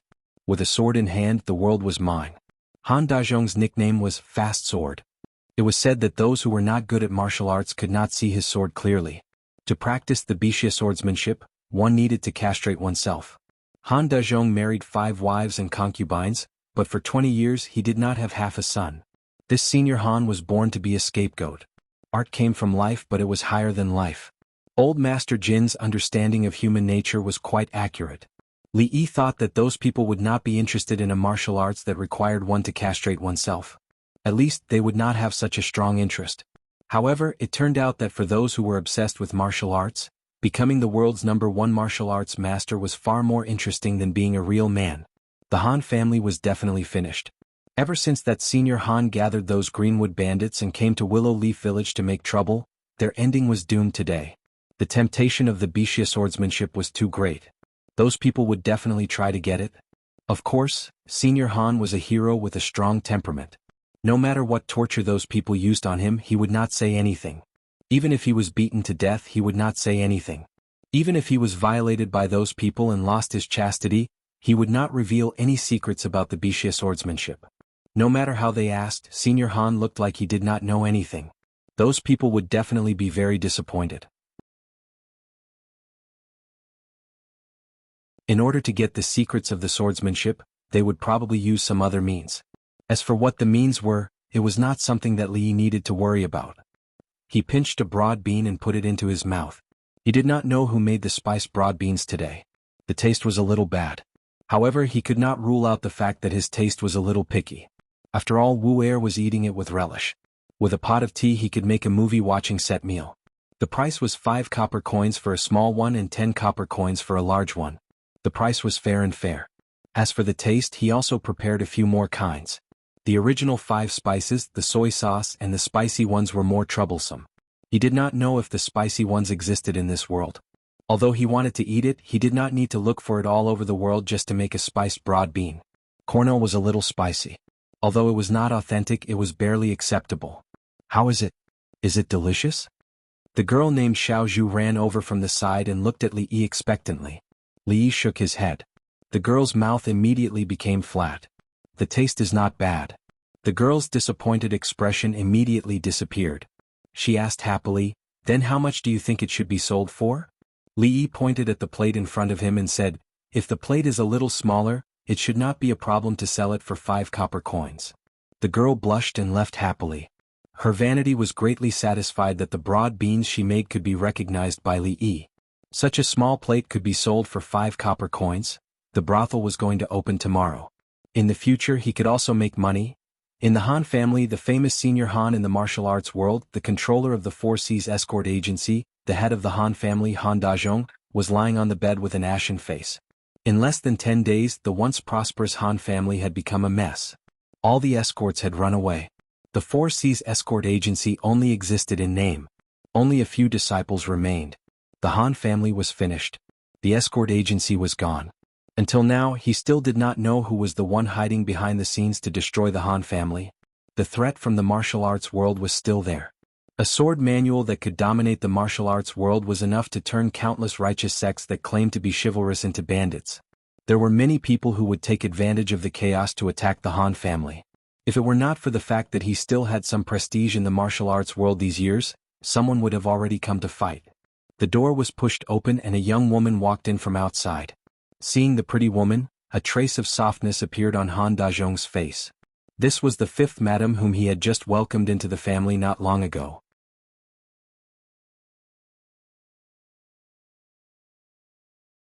These days, all his wives and concubines had run away and only the 5th madam was left. It often reminded him of his wife who had died young. Apart from lamenting, he was very relieved that the 5th madam had never left him. The 5th madam put a tray on the bedside cabinet and said while sitting in front of the bed, "Master, don't worry. Everything will be over. Xiaorou, don't worry. I will definitely make the Han family rise again." Han Dazhong supported his body and sat up. He looked at the woman and said affectionately, "Yes, I believe in you, master." The woman called Xiaorou nodded and brought a bowl of black medicine from the tray over. She looked at him with the same affectionate eyes and said slowly, "Master, your health is more important. Master, your health is more important. You should drink the medicine first."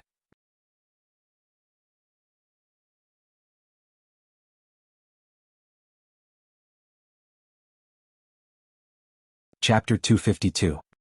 He took the porcelain bowl from the 5th madam's hand and drank it up.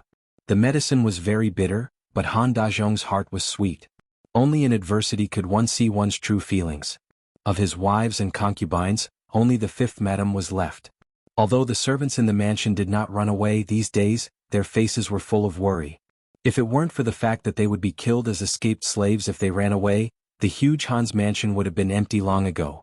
In the past, if he stamped his feet, he could at least stir up a storm in Jianghu in the territory of Qingyan Prefecture. However, when the tree falls, the monkeys scatter. When the wall is down, everyone pushes it. The small forces that used to be attached to the Han's family had drawn a clear line with them to avoid being affected. As for his good friends, after symbolically visiting the Han's mansion, they would vaguely mention the Wuxia swordbook. Han Dazhong had long given up the hope of asking them for help. Perhaps they had played a part in the Han family's current state. Fortunately, there were still people who were loyal to him. He glanced at the beautiful fifth madam and lay down on the bed. He had been in the martial arts world for decades, but he was so angry that he had to lie in bed one day. He had never been so weak in his life. Today he didn't know why. He just got up for a while, but he felt sleepy again. His eyelids became heavier and his vision gradually blurred. The fifth madam smiled at him on the bed. Her smile was very beautiful. This was probably the last image left in the mind of the ambitious and ruthless senior Han. Today the brothel was very lively. The customers whispered to each other and it was noisy. The only waiter who delivered tea was running so much that his legs were about to break. The broad beans made by Xiao Zhu had been sold out. It was a small plate of 5 copper coins. Often customers thought it was not enough, and they would give him 10 copper coins and ask him to get a bigger one. The originally open stage was hung with a curtain, which tightly covered the stage. The customers' eyes glanced over there from time to time. What was the painted skin stage? It caught their curiosity. Lin DeBeo was the only waiter here. At the moment he was a little nervous. His palms were sweating as he held the teapot. He had to be nervous. Grandpa Sun and the others had been busy for so many days waiting for this day. This was related to what kind of life they would have in the future. If they failed today, they would all have to leave tomorrow with their burdens on their backs. No, I can't think about it anymore. There are still a few pots of tea left. I can't let the guests wait anxiously. Wiping the sweat from my palms, I picked up the teapot and jogged over. As early as a few days ago, a large notice was pasted outside the main gate of the house. Whether it was passers-by or guests, everyone could see it. The content of the notice was very simple. On the first day of the 12th lunar month, there would be a performance of painted skin in the brothel. The location of the brothel was marked on a small map below, and everyone was welcome to come and watch. No one knew what a stage play was. However, they were no strangers to the painted skin. It was the most popular story in the brothel a few days ago. The content of the story was very exciting. It was said that it could stop children from crying. Even the most courageous man would shiver after hearing it. Even the security at night in Qing and Prefecture was a lot better. After hearing the story, there were fewer people walking at night. Although they didn't know what a stage play was, they were sure that it wasn't a dry story told by the old man. With the reputation of the painted skin, the first performance was almost full after the advertisement was put out. Li Yi sat in a remote corner and Fang sat next to him. He was a little listless and didn't even have the mood to watch the play. Thinking that he had quarreled with his wife again, Li Yi didn't care too much. Suddenly, someone squeezed into the empty seat next to him. Wu Er came over and said in a low voice, "Han Dazhong is dead." These days Wu Er was very concerned about the matter of Senior Han. He knew that the county magistrate was more concerned about it than he was. Once there was any news, he would immediately come to report. When the government received the report from the Han family's servants, Han Dazhong was already dead in bed. It was said that he was poisoned to death. The entire Han family was turned upside down, and all the gold and silver were gone. The government found some clues on the same day. It was said that the person who did it was the fifth madam that he married not long ago. That woman had an affair with one of Han Dazhong's disciples and added arsenic to his medicine. The two of them took the Han family's belongings and fled. They are now wanted. Ware said in detail. In fact, these days the Han family had been in the eye of the storm. No matter what happened, it would quickly spread out. He already has half a foot in the coffin, yet he still wants to marry a concubine. This is great. He didn't die in the hands of others, but in the hands of his own people. Regarding this matter, Wu Er was actually very surprised. According to the news he heard in the Jianghu, there were already many forces that were ready to make a move. Their target was the Wuxia swordplay of the Han family. In the end, before they could do anything, Han Dazhong died. This time it was estimated that many people would be disappointed. According to the previous speculation in the entire Han family, only Han Dazhong knew the swordplay of the Wuxia swordplay, and he didn't pass it on to any of his disciples. After Han Dazhong died, the Wuxia swordplay was naturally lost.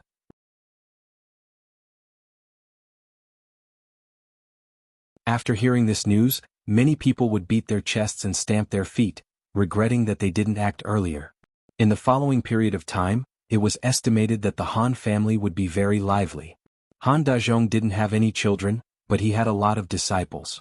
Except for the one who ran away with the fifth madam, the rest of his disciples and wives would probably think of ways to divide the whole Han family. Of course, there would always be people in the Jianghu who didn't give up.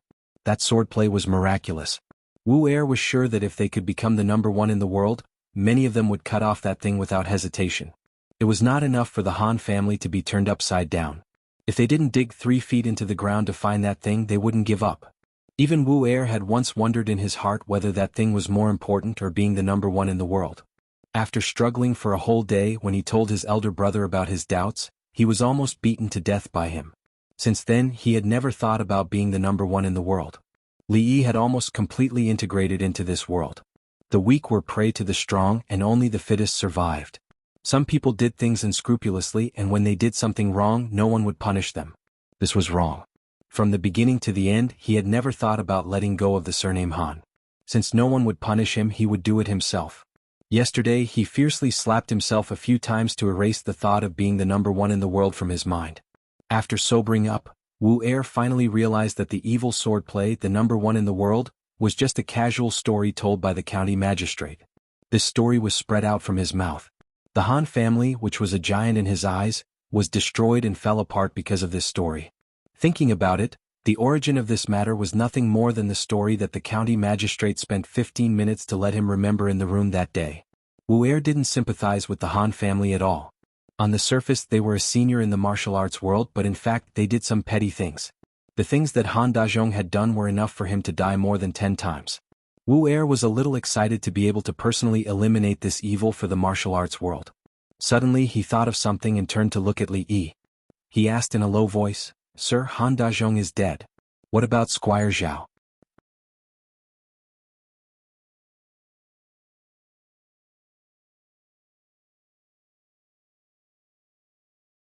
Chapter 253.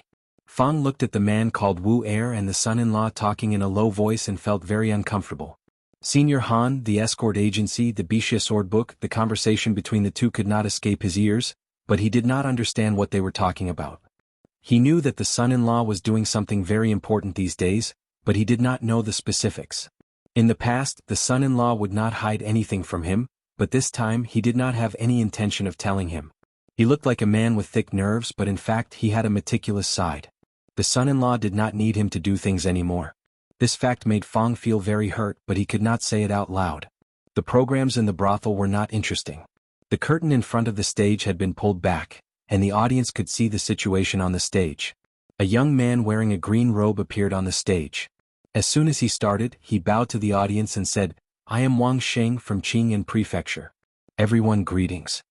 Most of the people present had actually heard the story of the original painted skin. After Wang Xing came out of the story, they couldn't help but look forward to it. This stage play was really interesting.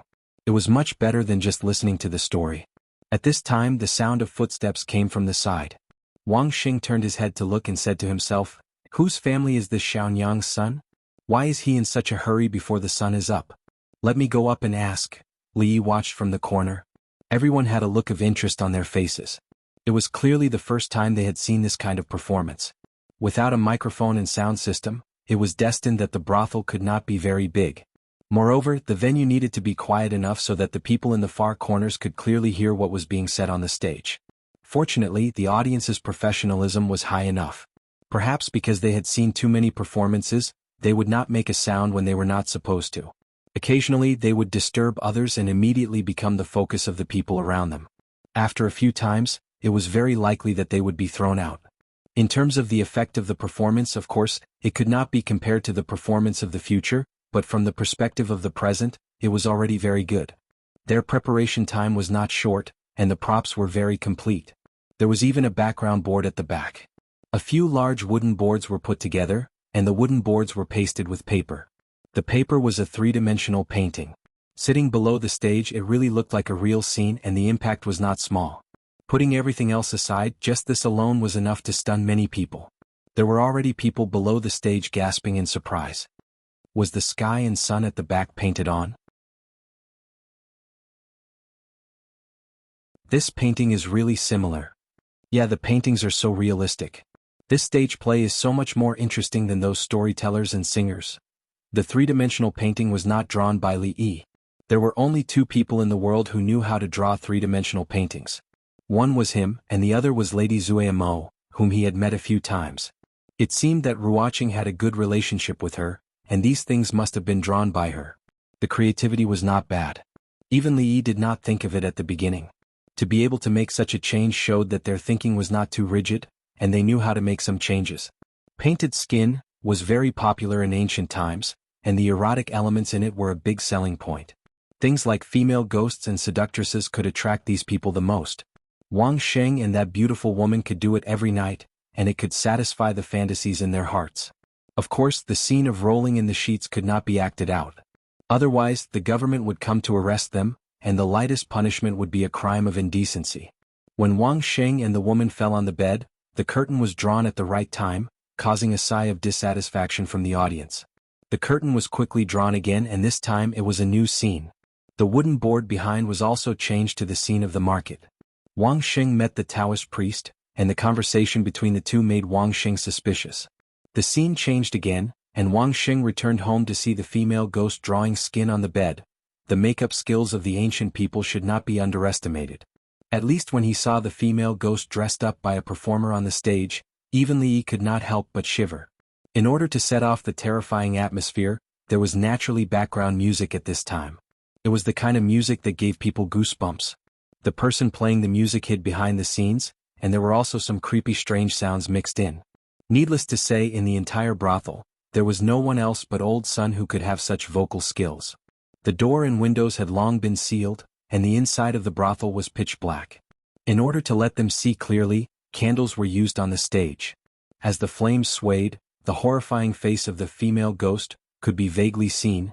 There was a huge difference between hearing and sight. The feeling of listening to a ghost story and watching a horror movie was on a completely different level. Some people below the stage had already covered their eyes, not daring to watch. A burly man in front of Li Yi had his head almost stuffed into his pants. He could even hear the crying of a child not far away. Coincidentally, at this moment the female ghost raised her head and looked down, and the audience instantly exploded. The curtain was drawn again and there was a lot of noise.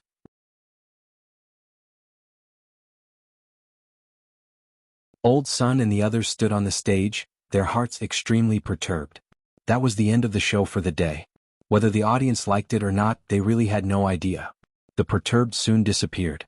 After a short uproar, copper coins were thrown up like rain by the people without a care for their lives. Old Sun was hit on the forehead by a piece of silver, but he was not angry. He quickly picked it up and put it in his pocket. I'm rich, I'm going to be rich. Old Sun was not the only one who was excited. Wang Sheng was desperately putting money into a jar, and a piece of silver fell off the stage. The female ghost jumped off the stage to pick it up. The makeup on her face had not been removed yet, and her green skin looked particularly creepy. Fake fangs made of bamboo stuck out of her mouth. The man closest to her let out a strange cry and fell straight down. The people around him immediately hid 2 feet away. The female ghost picked up the silver and looked at them with a blank expression. Sister Ruoqing, so much money? The girl named Xiao Zhu stood on the side of the stage holding Ruoqing's arm and shaking it non-stop. Her big bright eyes were shining. She had never seen such a generous customer. She even saw some people throw their jade pendants on the stage, which meant that their hard work these days did not go to waste. These people all liked the performance just now. Ruoqing's face also showed a relaxed expression. Although she did not go on stage, she was in charge of all the rehearsals these days. At this moment she finally saw the results. Li Yi did not go over to share the joy with them. The situation here was within his expectations. While Old Sun was busy picking up the money, he walked out of the brothel with Fang. On the way home, he passed by Her Royal Highness's mansion and was stopped by her. Although she lived next door, Li Yi did not see her at all these days. He did not need to think to know what she was busy with. He was really worried that if she accidentally blew up her precious body, would the emperor come after him? I'm leaving, Emingzu said directly. Where are you going? Li Yi asked subconsciously, but he was a little puzzled. Her Royal Highness could go wherever she wanted. Did she need to report to him? Back to the capital. Hearing Mingzhu's answer, Li Yi was stunned for a moment, and then a surprised expression appeared on his face. He could not wait to confirm, really? We are friends. Even if I'm really leaving, you don't have to be so happy, right? Emingzi looked at him with her arms crossed and frowned.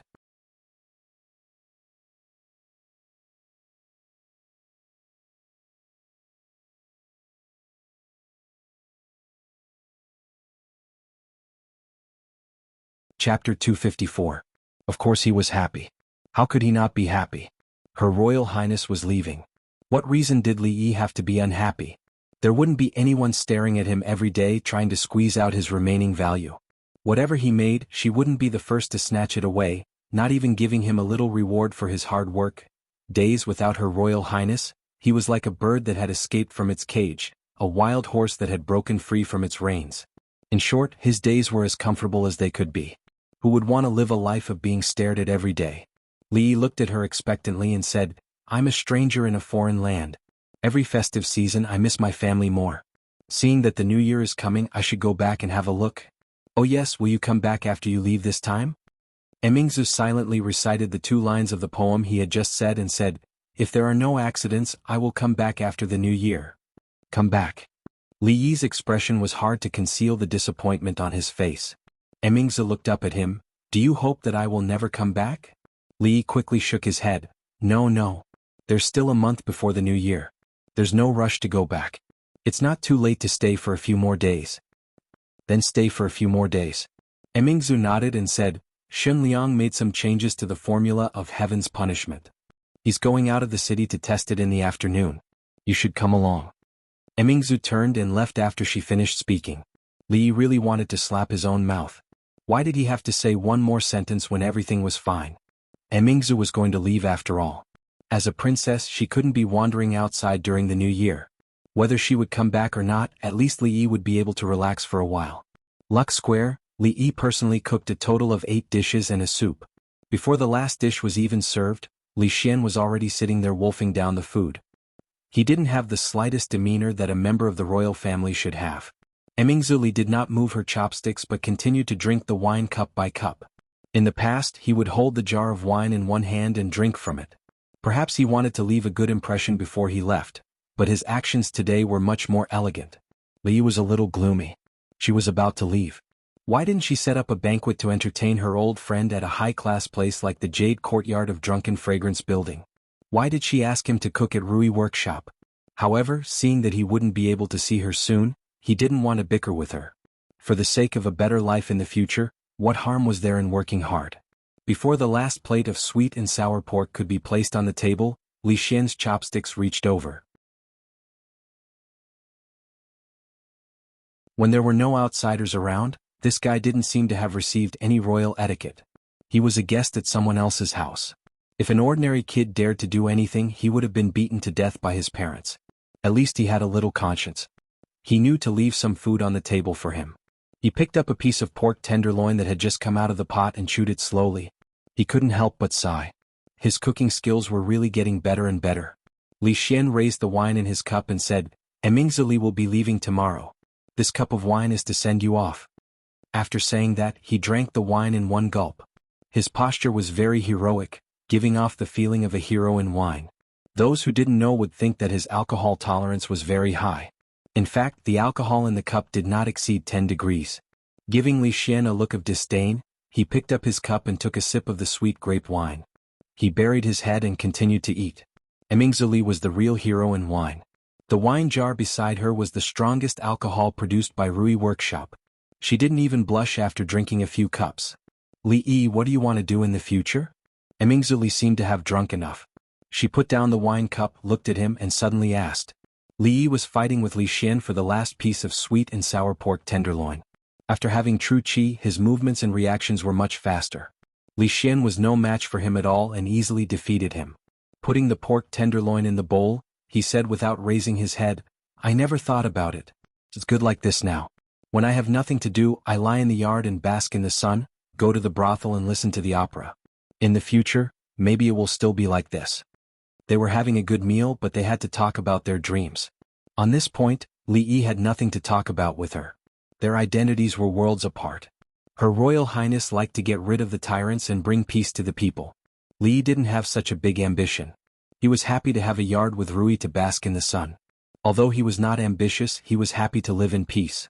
He failed to snatch the last piece of sweet and sour pork tenderloin from Li Yi. Li Xian was a little disappointed, but after listening to him he was a little envious. He didn't envy that he could bask in the sun in the yard, nor did he envy that he could go to the brothel and listen to the opera. He envied that he could do whatever he wanted, unlike himself. Basically, he wouldn't be allowed to do anything he wanted. His father didn't allow him to throw stones on the roof or trees, not even leaves. He didn't allow him to study those messy things. After the teachers left, they didn't hire anyone to teach him. Instead, they sent books to him every day for him to read. If it weren't for Mingzu, he wouldn't be here now.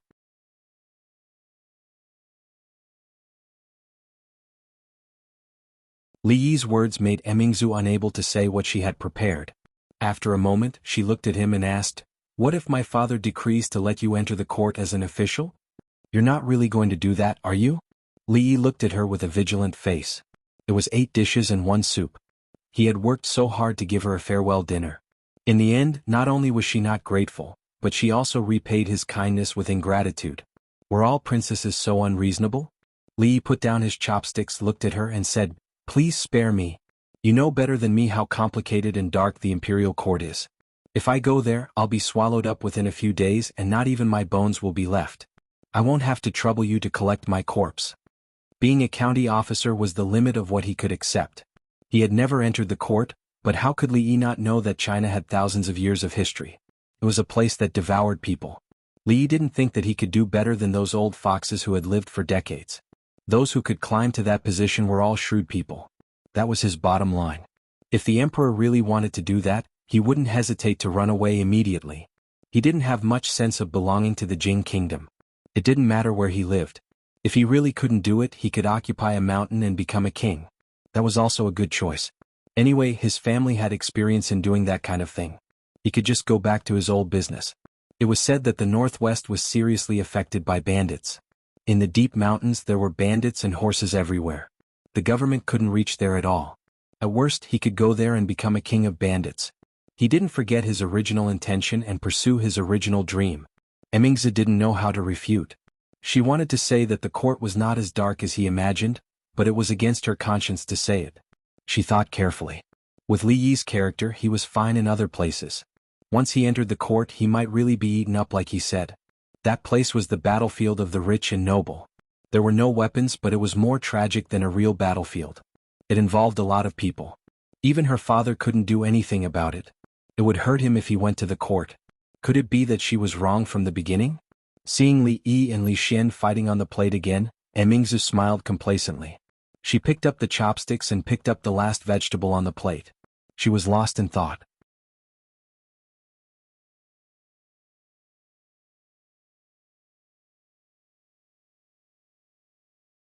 Chapter 255. Haha, what crown prince? Li Xian was drunk. With his alcohol tolerance, no matter how low the alcohol content was, he would still get drunk if he drank too much. He hooked his arm around Li Yi's shoulder and mumbled, "To be honest, I'm still envious of you. You don't have anyone to discipline you and you can do whatever you want. Why don't we switch? Swap your sister." Li Yi pushed him to the side. Everyone had their own difficulties. With the identity of the royal family, at least they would not be bullied by others. How could they be like a commoner like him? Senior Han, Squire Zhao and whatnot, who would want to step on them for no reason? What was the point of living a good life? When he turned his head, he saw Mingzi looking at him with a frown. He just said it casually and didn't realize that the protagonist was sitting beside him. In order to cover up the awkwardness, he raised the wine glass in front of him and gestured to her. "We're leaving tomorrow. This glass of wine is for you." He raised his head and drank it in one gulp. His mouth was full of spiciness without a hint of sweetness. After he swallowed it, he felt like a ball of fire was burning in his stomach. This taste was definitely not grape wine. "You took the wrong glass." Mingzi looked at him and said coldly. Li Yi held onto the table and felt the whole world shake a little. One princess turned into 2. Knowing that his alcohol tolerance was poor and that he wouldn't be able to drink this thing in 2 lifetimes, Li Yi never drank the strong alcohol that he brewed himself. When his head was dizzy, Li Xian came over again and said mysteriously, "Let me tell you, that girl from the Wang family is as beautiful as a flower.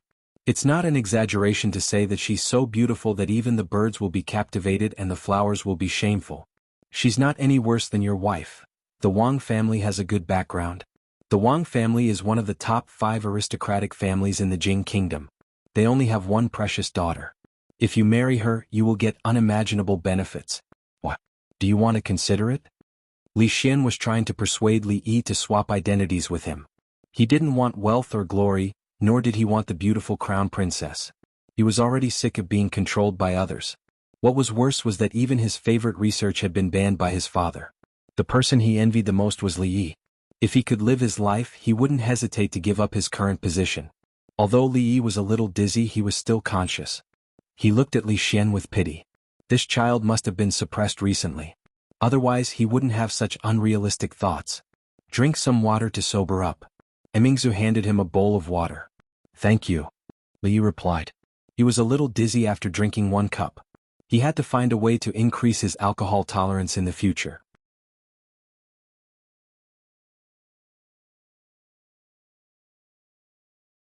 He picked up the bowl and drank it in 1 gulp. His stomach felt like it was on fire again. Li Yi's face twisted. He pointed at her. His tears were almost choked by the big mouthful of strong alcohol. How much more ability do you have? Emingzu looked at him. The light in her beautiful eyes was unfathomable. Li Xian had already fallen under the table. His eyes were closed and his mouth was still mumbling non-stop. Li Yi couldn't hear what Emingzu was saying. His head was dizzy. If he didn't have enough alcohol tolerance, it was better not to touch the strong alcohol produced at home. He stood up and walked to his room unsteadily. The things in the room were almost moved out. There was a quilt left on the bed. It would be cold at night if he only covered himself with a quilt. At this time he couldn't care so much. He fell on the bed and slept. He didn't want to worry about the situation outside anymore. After a long time he was carried up from the bed in a daze. He smelled the familiar fragrance on Rui's body. He didn't want to open his eyes. He heard her whisper, "Husband, it's cold here. I'll sleep when I go home." Then his body became light. When he woke up the next day he saw that the bamboo pipe was connected to the outside through the window. He rubbed his head and sat on the bed in a daze. There was no such thing in Rui house. He remembered that after he fell on the bed yesterday, it was now when he woke up. When did he get home? After a while he thought of something. Rui had been there yesterday.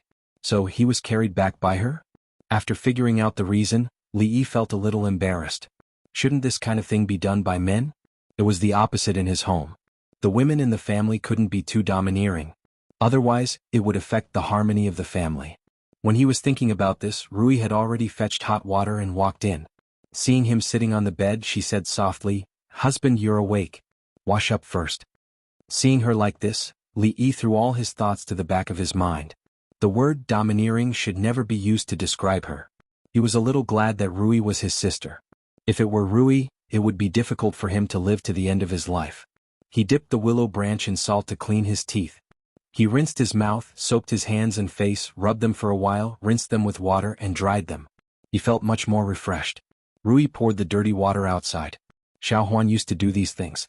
Since Li Yi was injured last time, she did these things more frequently. When she walked to the door, she seemed to think of something and said, "By the way, Arrestor Li seems to be leaving. Husband, don't you want to go out and see?" When Li Yi walked out of the door, there were already a few carriages parked in front of the courtyard. A few armed men were tying up the goods on the carriages tightly. Xun Liang was also in the crowd. He was much more energetic than the first time they met. The clothes on him were probably worth only a few taels of silver. The woman called Yun Yang was holding his arm with a happy look on her face. If Emingzu wanted to return to the capital, it was impossible for her to bring him along. This kind of person would be a pillar of the country if used well. If not, he would be a terrorist. No matter which possibility it was, he had to be firmly controlled by the country. Losing his freedom in exchange for a lot of things. It was hard to say whether it was good or bad. Everyone's choice was different.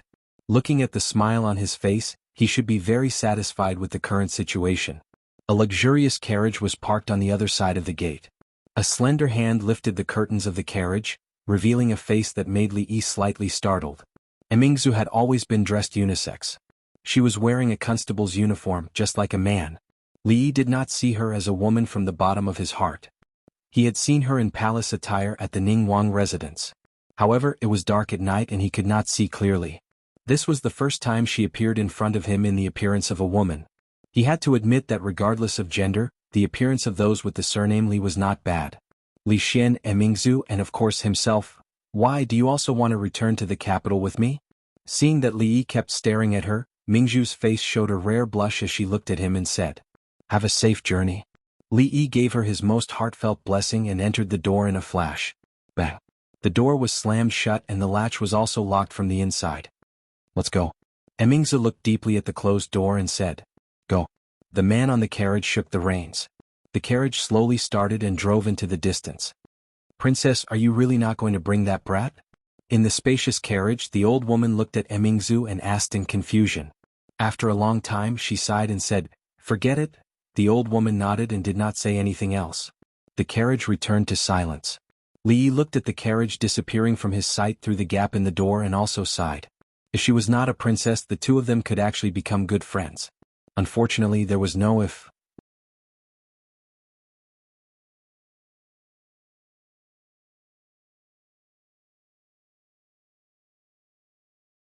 Chapter 256. By the time Li Yi opened the door, he could no longer see the group of people in the distance. He did not know if he would be able to see them again after today's parting. These days, etiquette was very strict. Girls from rich families would not easily show their faces in public. Li Yi did not believe that the royal family would allow a princess to be a constable for the rest of her life. Although she had said that she would return after the new year, Li Xian had told him that the possibility of that happening was almost negligible. She had returned to the capital this time because of the pressure from the capital. According to Li Xian, the officials in the imperial censorate were about to go crazy. She was a dignified princess, but instead of staying in the palace, she went to a place hundreds of miles away to become a constable. If it weren't for the fact that an imperial censor had accidentally discovered her, everyone would still be in the dark. In the past few days, there were many memorials to the throne. Other than reprimanding the princess, there were other voices. A 17-year-old princess should have been married a few years ago. Even in the past few hundred years, there were not many princesses who got married at such a late age. As a member of the royal family, it was necessary to set an example for the people. If the princess was still unmarried at the age of 17, did she want all the women in the world to follow her example and stay at home as a leftover woman? If all the women married at such a late age, how could the country's population increase? How could the Jing kingdom become powerful? Since ancient times, the imperial censors were not afraid of causing trouble for others, especially for the royal family.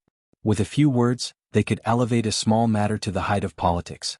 If it was not handled well, the etiquette would collapse and the country would not be far from being destroyed. It was obvious that Her Royal Highness was in trouble.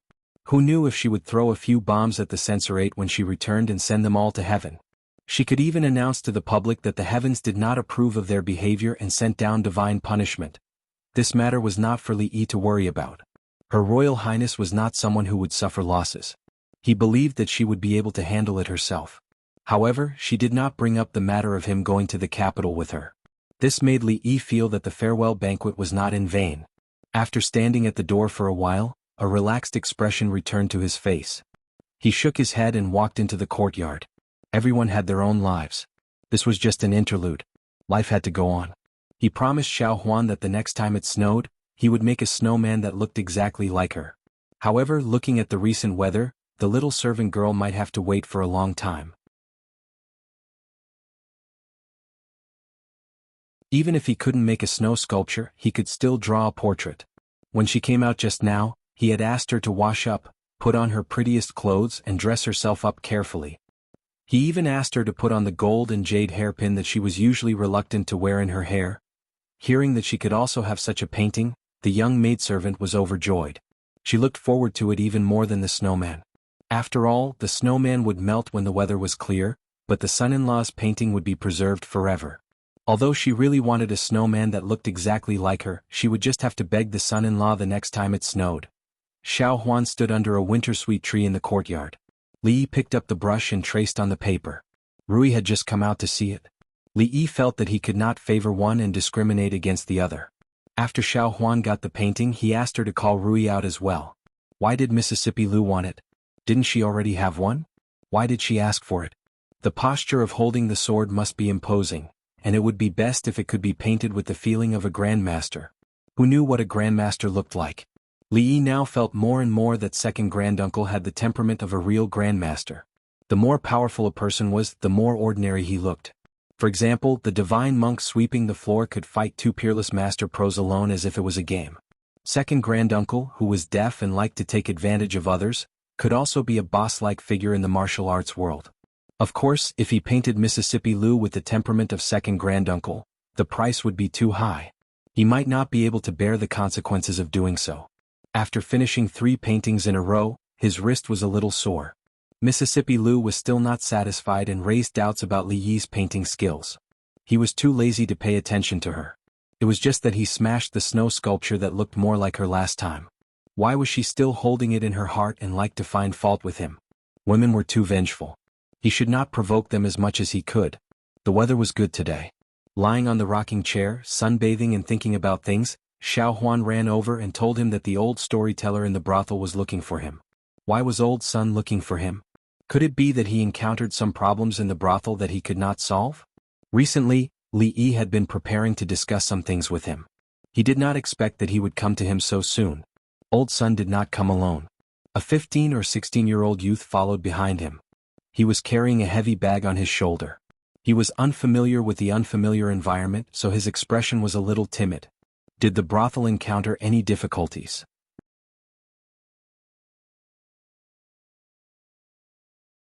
Looking at Old Sun's expression, it did not seem like something serious had happened. Li looked at him and asked. Speaking of the brothel, the old man's face broke into a smile. He said, "Young master, don't worry.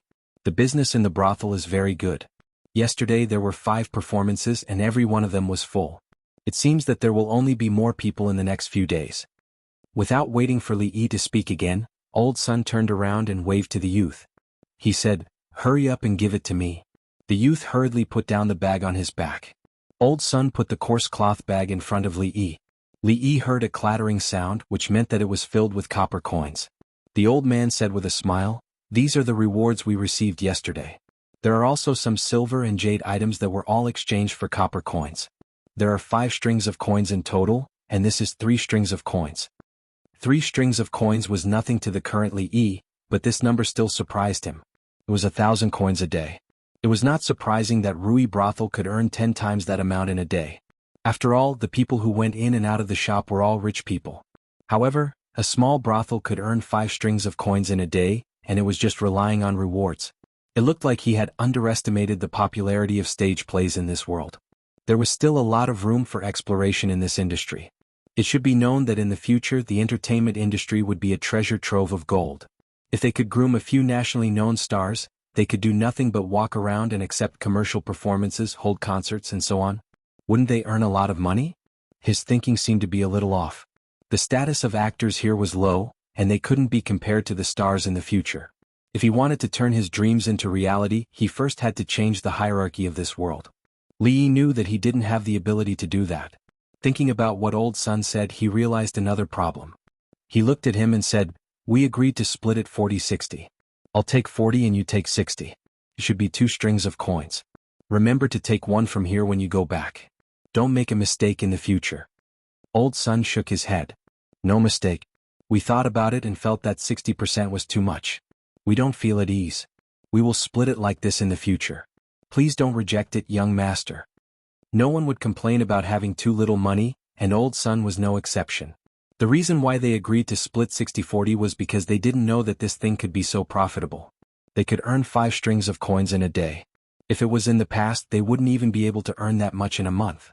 With a pile of copper coins in front of them, everyone felt at ease.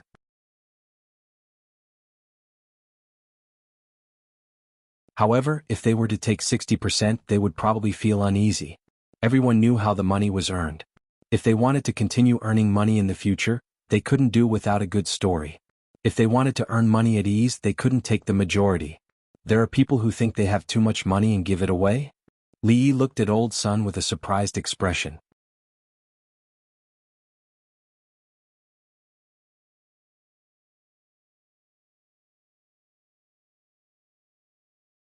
Chapter 257. Old Sun put down the coins and left. As soon as Li Yi invited him in for a cup of tea, he was politely rejected. The 15 or 16-year-old young man followed behind the old man and didn't look back at the coins. Although 3 coins were a lot, they didn't belong to them. There were dozens of coins in his pocket. This was the only large sum of money he had ever held. When the female ghost appeared on the stage, he was responsible for releasing the smoke behind the scenes. This was his wages. When he went back later, he could buy a stick of candied hawthorn on the street. He didn't want to spend the rest of the money to marry a wife. He had wanted to eat candied hawthorn for a long time. He couldn't bear to buy a stick of 5 copper coins, so he bought a stick of 3 copper coins. He ate half of it today and kept the other half for tomorrow. His grandfather said that in a few days, if there was a suitable role, he could also show his face on the stage. His heart was nervous and looking forward to it. In the past, he was only an assistant and had never really stood on the stage to perform. After watching the old man and the young man walk out of the door after a long time, Li remembered that he still had something to discuss with him. At this time, the old man was already gone, and the matter wasn't that urgent. They could talk about it next time. In the past, he didn't pay much attention to the brothel. It was just a place to kill time in his spare time. Now he didn't think so anymore. It was a treasure land that was neglected and no one cared about. The internet was still a very distant thing in this era. It would only appear in its embryonic form after hundreds or thousands of years. There were no platforms for ordinary people to discuss, such as Tieba or Weibo. To a large extent, the brothel played such a role. Recently, Li also realized that it was a huge force. It was the source of public opinion and the intersection of all kinds of information. His soul was thousands of years ahead, so he knew how powerful this thing was. Wherever public opinion went, people could kill without leaving a trace. Even raising flags and changing dynasties couldn't avoid this place. It was just that most people didn't realize it yet. The destruction of the Han family was caused by Wu Heir and a few storytellers. Rather than saying that Senior Han was killed by his concubine for the sake of his wealth, it would be more accurate to say that he was killed by the evil warding sword manual that didn't exist in the first place. If he had grasped this power in his hands earlier, he would have made his move before the bandits reached Qing and Prefecture. Then he wouldn't have ended up in such a sorry state. Originally, he was just doing it out of convenience within the scope of his ability to help these poor people living at the bottom of society, but he did not expect that it would also bring him a lot of profit. Of course, the most important role was the role that he had neglected in the beginning. For the time being, he had not considered revolting. It was something that he did in passing and did not require much investment. Who knew when it might come in handy? As for how to do it, he had to think about it carefully. After his afternoon nap was disturbed by Old Sun, he didn't feel sleepy at all. He was still lying on the rocking chair with his eyes closed. Without Little Boss by his side, his body and mind were relaxed. Li felt that he was getting lazier. A dull sound of footsteps came from afar. Xiao Huan couldn't make such a sound even if she stamped her feet on the ground. Besides, she wouldn't come to disturb him when he was sunbathing. He didn't need to open his eyes to know that it was Fong. Fong seemed to be in a low mood recently.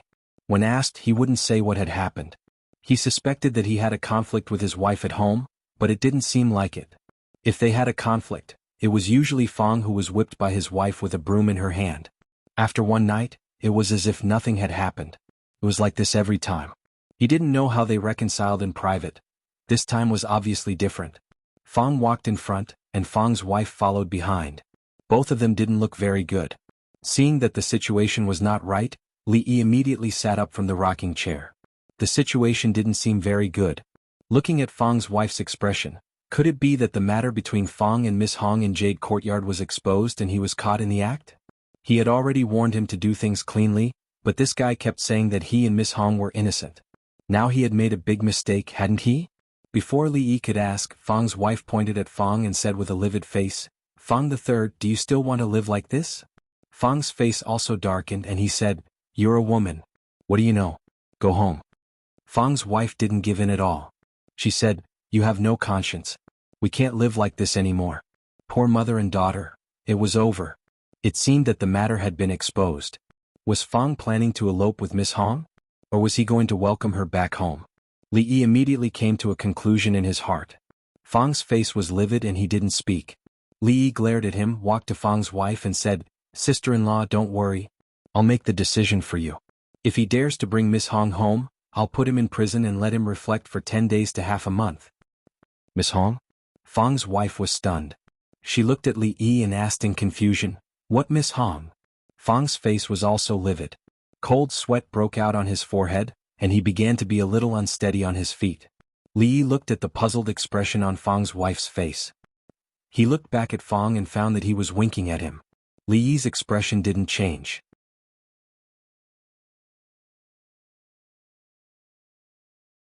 He turned back and continued, "Sister-in-law, you don't know this. This Miss Hong is a performer in the brothel. Her singing skills are first class. Fang said that you like to listen to songs, so he must buy Miss Hong and let her sing for you every day. How much money do you think it will cost? How can ordinary people afford it? But don't blame him. After all, he is also kind. If you don't want to buy her, then don't. We're a family, so there's no need to hurt the harmony." Fang's wife's face softened a little, but she still glared at Fang and said, "We only have a few taels of silver at home and you're so arrogant. You want to buy a performer to sing for you. Is that something we can afford? We need another mouth to feed at home and there are no extra rooms. You're such a prodigal." Although it was a reprimand, her tone was much softer than before. Fang smiled embarrassedly, tacitly agreeing with what Li Yi had just said.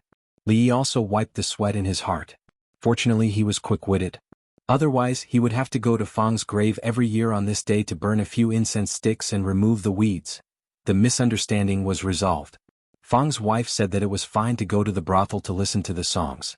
After all, they were not a rich family and couldn't afford to keep performers. Fang took the initiative to admit his mistake. The couple lived in harmony. If it weren't for Li Yi standing in the middle and ruining their world, the atmosphere would have been even more perfect. Fang put a medium-sized bag in Li Yi's hand, looked at his wife and said, "We'll take the money that we should take. You can't touch a penny that we shouldn't take. I'll make the decision on this matter. You don't have to worry about it anymore." The woman's lips moved, but she finally nodded and didn't say anything. "What is it?" Li Yi was puzzled by what he heard. Fang looked at him and explained, "This is the share of the Rui Du and liquor. You can take it back, son-in-law. Although it's good to be able to earn money while lying in bed without doing anything, I don't feel at ease with this money." Li Yi opened the bag and there was a dazzling white light inside. He was a little stunned. What was going on today? Why did everyone line up to give money? You're tuning in to the Han Li's Wuxia Adventures YouTube channel. We're so grateful for your support and don't forget to subscribe to join us on this incredible journey through captivating stories.